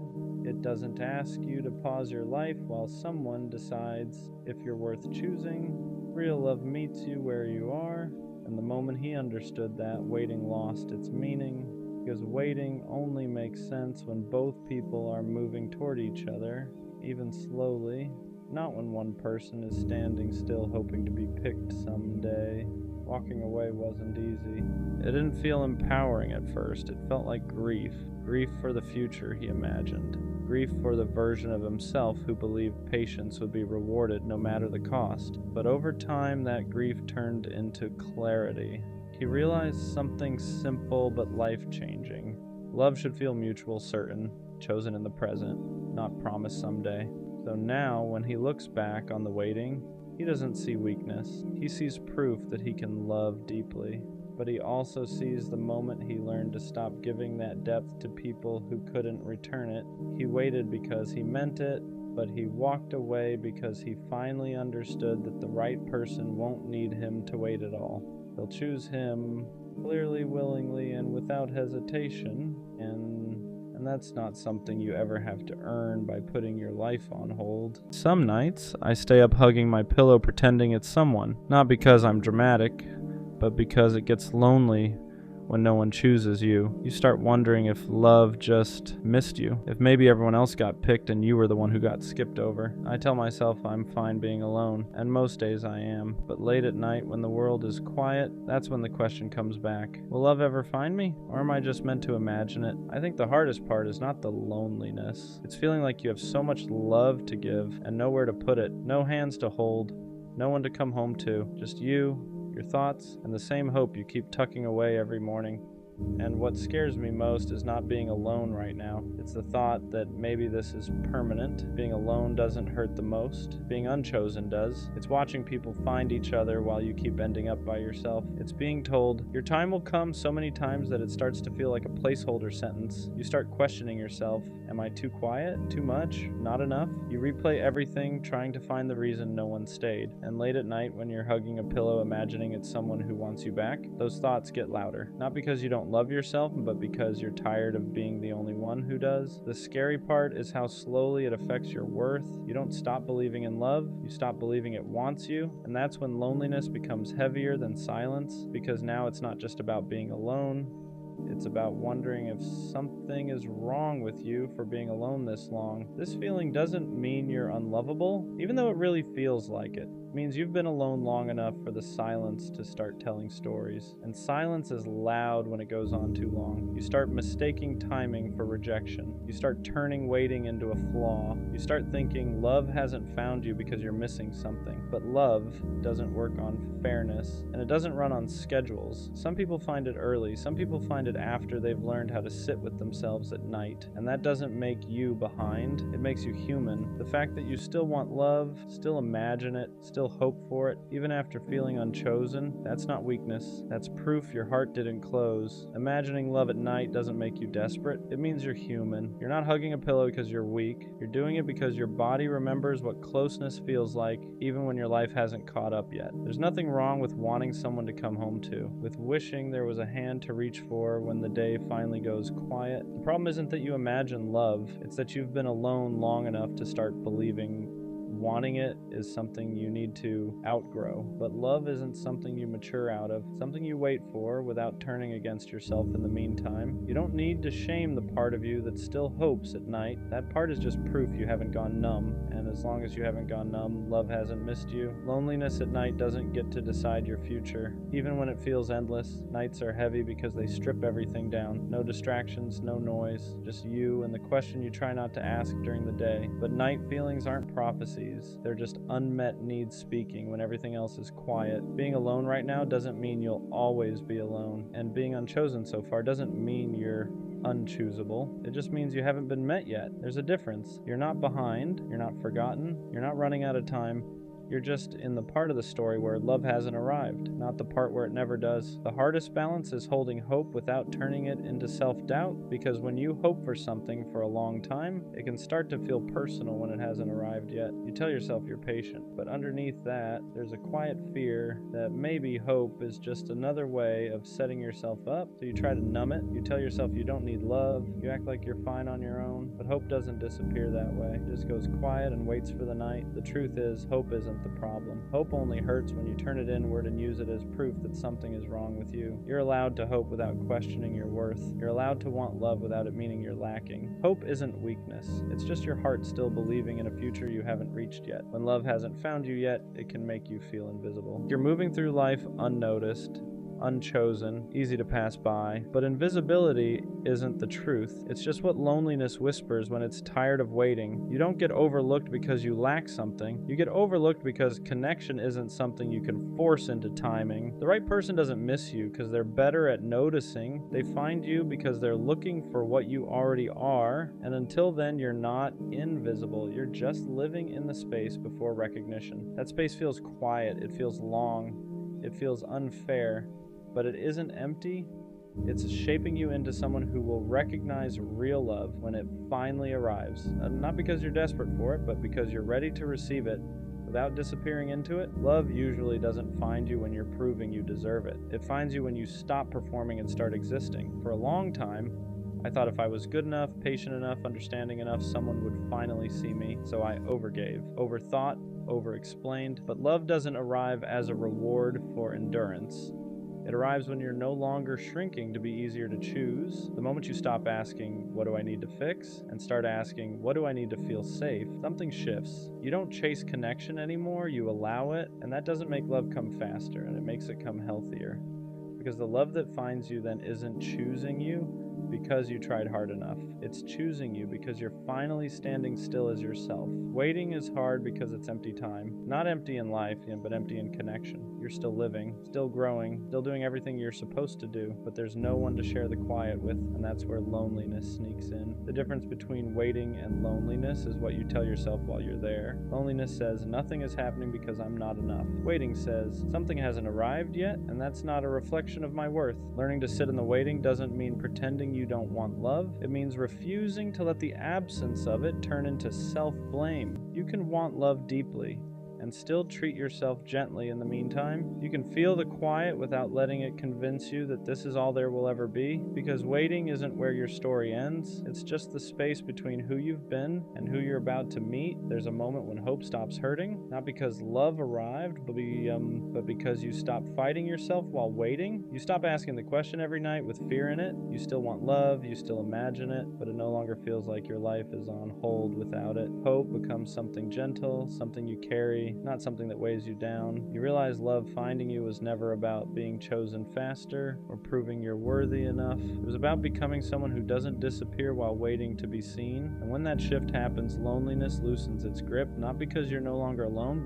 but because you're no longer against yourself. That's when hope becomes safe again, and that's usually right before love finally knows where to find you. Some nights you still wish someone was there, and that doesn't mean the healing didn't work. It just means you're human. Missing connection isn't a setback. It's not proof you're regressing or going backward. It's just your heart remembering what it wants to share. The difference now is that the wanting doesn't hurt the same. It doesn't spiral. It doesn't turn into panic. It doesn't make you question your worth. It just exists. You can want love without feeling empty without it. You can imagine closeness without feeling broken when it's not there yet. And that's growth, because you're no longer waiting with desperation. You're waiting with trust. Trust that love doesn't miss people who are becoming more themselves. It finds them when they're steady enough to receive it without disappearing. The love that finds you after this season feels different, not louder, not dramatic, safer. It doesn't make you question yourself. It doesn't make you wonder where you stand. It doesn't ask you to stay up at night holding space for uncertainty. It meets you where you are. And because you've spent time alone, because you've learned how to sit with yourself, you don't cling to it, you appreciate it, you don't lose yourself in it because you know what it feels like to hold yourself first. That's why this waiting was never a punishment. It was preparation, not to make you stronger in a hard way, but steadier in a soft one. So if you're still alone right now, still asking if love will ever find you, it will. And when it does, you'll understand why it couldn't find you earlier. You weren't meant to be met when you were questioning your worth. You were meant to be met when you finally believed you were already enough. If you're asking that question right now, it doesn't mean you're behind. It means you're honest. You're honest about wanting connection, about feeling alone sometimes, about hoping there's more than just nights where you hug a pillow and imagine what could be. And that honesty matters. Love doesn't find people who gave up on it. It finds people who stayed open even when it hurt. People who learned how to be alone without becoming bitter, who waited without turning against themselves. So no, love didn't miss you. It just hasn't arrived yet. And when it does, it won't feel like something you chased or finally earned. It'll feel like something that recognizes you, like it knew where you were the whole time, and suddenly those nights won't feel so heavy anymore. Not because you forgot them, but because they led you right where you were meant to be. One day you won't ask the question anymore, not because love arrived overnight, but because you stopped measuring your life by what's missing. You'll still want connection, you'll still imagine it sometimes, but it won't feel heavy. You'll realize you didn't waste these nights. You were learning how to stay gentle in a quiet season, and that matters because the love that eventually finds you won't have to convince you that you're worth choosing. You'll already know. And when someone finally holds you, it won't feel like something you waited forever for. It'll feel like something that arrived right when you were ready to be seen, not as someone hoping to be chosen, but as someone whole. Sometimes I don't question whether I love people. I know I do. I love intentionally, I love in details, I love in the quiet ways that don't always get noticed. I remember the small things you said 3 months ago. I notice when your voice sounds slightly different. I pay attention to your moods without you having to explain them. If you're overwhelmed, I adjust. If you're distant, I check in. If you're hurting, I feel it too. So when I sit alone and that thought creeps in, am I actually loved the same way? It doesn't come from insecurity. It comes from imbalance, because loving someone isn't hard for me, but feeling consistently loved back, that's where it gets complicated. There's a difference between being wanted and being valued, between being chosen and being considered, between someone enjoying your presence and someone protecting your heart. And sometimes I can't tell which one I am. Am I loved, or am I just convenient? Am I loved, or am I just consistent? Am I loved, or am I just the safe option, the stable one, the reliable one, the one who won't leave easily? Because people say I love you all the time, but love isn't proven in the words, it's proven in patterns. Do you show up the same way on random days, not just when you're lonely? Do you care about my emotions when they're inconvenient? Do you notice when I go quiet, or do you only feel my absence when I stop giving? That's the part nobody talks about. You can be in a relationship, you can be talking every day. You can be physically close and still feel emotionally unsure, still feel like you're giving more than you're receiving, still feel like if you stop trying so hard, everything would fall apart. And if that's true, is that love? Or is that maintenance? I don't need constant reassurance. I don't need over-the-top affection. I don't need dramatic gestures. But I need to feel secure. I need to feel like I matter when I'm not performing strength. I need to feel like I'm loved even on the days I'm quiet, tired, distant, not at my best. Because real love doesn't just enjoy you when you're easy. It stays steady when you're human. And I think that's what scares me, the possibility that I'm loved for what I provide, not for who I am, loved for my stability, loved for my patience, loved for my understanding, but not deeply studied, not emotionally prioritized, not carefully handled. And if I'm being honest, I don't want half love. I don't want to be someone's comfort without being their commitment. I don't want to be someone's peace without being their priority. So yeah, Sometimes I sit with that quiet question. Am I actually loved, or am I just really good at loving others? The hardest part about questioning love is that it doesn't always come from obvious neglect, doesn't always come from cheating or lying or someone clearly mistreating you. Sometimes it comes from subtle absence, from emotional gaps you can't quite explain, from feeling like you're standing next to someone but not fully with them. Because love isn't just about presence, it's about engagement. It's about whether someone studies you the way you study them. I ask myself things like, if I stopped initiating, how long would it take for them to notice? If I didn't send the good morning text, would they send one first? If I went quiet for a few days, would they check in because they care or because they're bored? And I hate that those thoughts even exist, because when love feels secure, you don't test it in your head, you don't calculate effort, you don't keep mental score, you just exist inside it peacefully. But when love feels uneven, your brain starts tracking patterns. Who apologizes first? Who makes more time? Who adjusts more? And that's when the doubt begins. Not loud doubt, quiet doubt. The kind that sits in your chest at night. The kind that makes you reread conversations. The kind that makes you wonder if you're asking for too much or just asking the wrong person. I don't want dramatic love. I don't want obsession. I don't want someone who can't function without me. I want someone who chooses me consciously, daily, not because I'm easy, not because I'm stable, not because I don't cause problems, but because they genuinely value me, because they care about my internal world, because they don't want to risk losing me through laziness or emotional distance. That's the difference. You can love someone and still be careless. You can love someone and still take them for granted. You can love someone and still assume they'll never leave. But being loved properly, that feels intentional. It feels protected. It feels like someone is actively maintaining the connection, not just enjoying it. And sometimes I wonder, if I pulled my energy back to neutral, if I stopped overcompensating, if I loved at the same level I was receiving, would it still feel strong? Or would everything start crumbling? Because if my effort is what's holding us up, that's not love, that's imbalance disguised as loyalty, and I don't want to resent someone for something I never addressed, but I also don't want to keep shrinking just to avoid conflict. I want to feel wanted loudly enough that I don't question it silently. I want to feel secure enough that I don't rehearse conversations in my head. I want to feel chosen in a way that removes doubt instead of feeding it, because love shouldn't feel like something you constantly measure. It should feel like something you rest inside, and until I can sit in it, without wondering if I matter the same way, I think that question will always echo softly. Am I actually loved, or am I just deeply loving? I think what makes this question heavy is that I don't doubt your feelings. I doubt your effort, because feelings are invisible. Effort isn't. You can tell me you love me, you can say it in the right tone, you can even mean it. But love that isn't maintained eventually feels like memory, and I don't want to live off potential. I don't want to survive off they care, they're just bad at showing it. Because if I can show it, if I can adjust, if I can communicate clearly, why does it feel like I'm the one stretching more?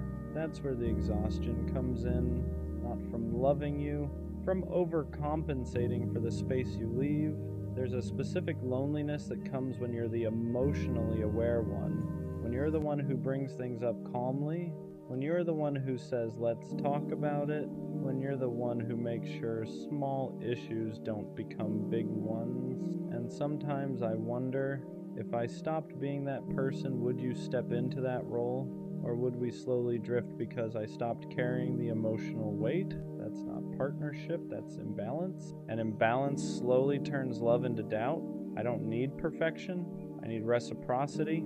I need to feel like if I fall apart, you won't just watch. I need to feel like if I go quiet, you'll notice. I need to feel like if I stop being strong for a moment, you won't become distant. Because love isn't just about who stays when it's easy. It's about who leans in when things feel uncomfortable. And sometimes I don't feel leaned into, I feel leaned on. And there's a difference. I don't want to be your emotional safety net without you being mine. I don't want to be the consistent one while wondering if I'm consistently valued. And maybe you do love me, but if I constantly have to question it, then something about the way it's being expressed isn't landing. Because real love doesn't eliminate all fear, but it does eliminate constant uncertainty. It doesn't make you feel like you're negotiating your worth. It makes you feel secure enough to stop asking yourself if you matter. And until I can sit in this without quietly measuring effort, without wondering if I'm too much, without shrinking my needs to maintain peace, that question will stay in the back of my mind. Am I actually loved, or am I just deeply convenient? I think the real fear isn't that you don't love me, it's that you love me comfortably. There's a difference. Comfortable love is quiet. It assumes. It relaxes a little too much. It stops trying as hard because it believes I'm not going anywhere. And maybe I won't, but that doesn't mean I don't notice the shift. In the beginning, effort feels automatic. You call just to hear my voice. You ask questions and actually wait for the answers. You care about how my day went, not just what happened. But once things feel stable, do you still pursue me? Do you still choose me loudly? Do you still protect the connection like it could be lost? Or do you just exist in it? Because love that stops being intentional slowly starts feeling optional. And I don't want to feel optional in someone's life. I don't want to be the person you assume will always understand, the person you assume won't leave, the person you assume doesn't need reassurance, because the strong ones still need softness, the independent ones still need consistency, the calm ones still need effort, and sometimes I think people forget that. They mistake my patience for infinite tolerance. They mistake my understanding for emotional immunity. They mistake my loyalty for permanence. But even loyal people get tired. Even understanding people feel hurt. Even calm people question things when the effort changes. I don't want to be loved lazily. I don't want to be loved based on convenience. I want to be loved actively. I want someone who doesn't just assume I know they care, but make sure I feel it. Someone who doesn't just stay, but stays with intention. Because here's the truth, if I ever stopped trying the way I do now, would you fight for this the same way? If I ever pulled my energy back to neutral, would you step up or would you get distant? That question alone tells me a lot. Love shouldn't feel like something I'm maintaining by myself. It shouldn't feel like if I relax for a second, everything will slowly fade. It should feel mutual, balanced, protected from both sides. And until I feel that consistently, not just in moments, not just after conflict, not just when I express doubt, that quiet thought will linger. Am I loved deeply or just comfortably? Maybe the hardest part about all of this is that I don't want to accuse you. I don't want to sound ungrateful. I don't want to seem insecure. I don't want to turn something small into something heavy. But silence builds pressure, and pressure turns into quiet resentment, because when I feel like I'm giving more than I'm receiving, I don't explode, I adjust. I overthink, I analyze, I start loving more carefully, and that's when something shifts inside me. I stop being soft in the same way. I stop opening up as freely. I stop expressing needs because I don't want to feel like a burden. And you probably wouldn't even notice at first, because I don't change loudly, I change subtly. And that's the scary part, because once I start protecting myself emotionally, I don't fully come back the same. I don't want to have to guard my heart with someone who says they love me. I don't want to measure my words. I don't want to calculate how much reassurance I can ask for without seeming too much. I want to exist freely, but freedom only comes when love feels secure, not intense, not obsessive, secure. The kind of secure where I don't have to question your effort after a disagreement. The kind of secure where your consistency doesn't depend on my mood. The kind of secure where I don't feel like I have to earn softness from you. Because love shouldn't feel conditional. It shouldn't spike when I'm easy to love and dip when I need extra understanding. And sometimes I ask myself something deeper. If I disappeared tomorrow, would you miss me because you love me? Or because you lost something that benefited you? Would you miss my heart? Or just my stability? Would you miss the way I cared, or just the fact that I cared consistently? That difference matters more than people realize, because I don't want to be someone's comfort zone if I'm not also their conscious choice. I don't want to be someone's safe option if I'm not also their priority. And I don't want to keep pouring into something where I feel like I'm the emotional backbone. Love should feel like two people holding it up, not one person carrying it quietly. And until I feel that weight shared, I'll keep asking myself softly, am I actually loved, or am I just deeply dependable? I think what I've realized is this: if I constantly have to ask myself whether I'm loved, then something inside me doesn't feel safe, because real love doesn't require constant decoding. It doesn't make you sit alone at night replaying conversations. It doesn't make you question your worth after small disagreements. It doesn't make you shrink just to maintain peace. Real love feels steady, not perfect, not dramatic, steady.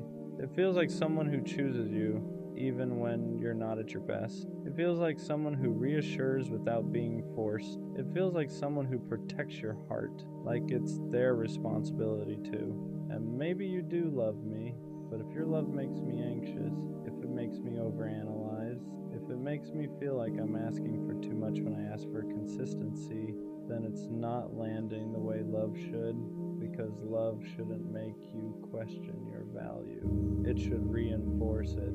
It shouldn't make you feel like you're lucky to be chosen. It should make you feel mutually chosen. Maybe the real shift isn't asking, am I actually loved? Maybe it's asking, do I feel secure here? Do I feel prioritized? Do I feel emotionally safe? Because love isn't just something someone says. It's something you experience repeatedly. It's in the tone, the effort, the consistency after comfort sets in, the way someone handles you when you're difficult, not just when you're easy. And if I'm honest, I don't want intense love. I don't want dramatic love. I don't want love that feels like a roller coaster. I want love that makes me stop asking this question entirely. Love that's so clear, so intentional, so consistent that doubt doesn't have room to grow. Because if I'm constantly wondering whether I'm loved, then maybe I'm not asking for too much. Maybe I just haven't experienced love that makes the answer obvious. And when I do, I won't have to ask. I'll know.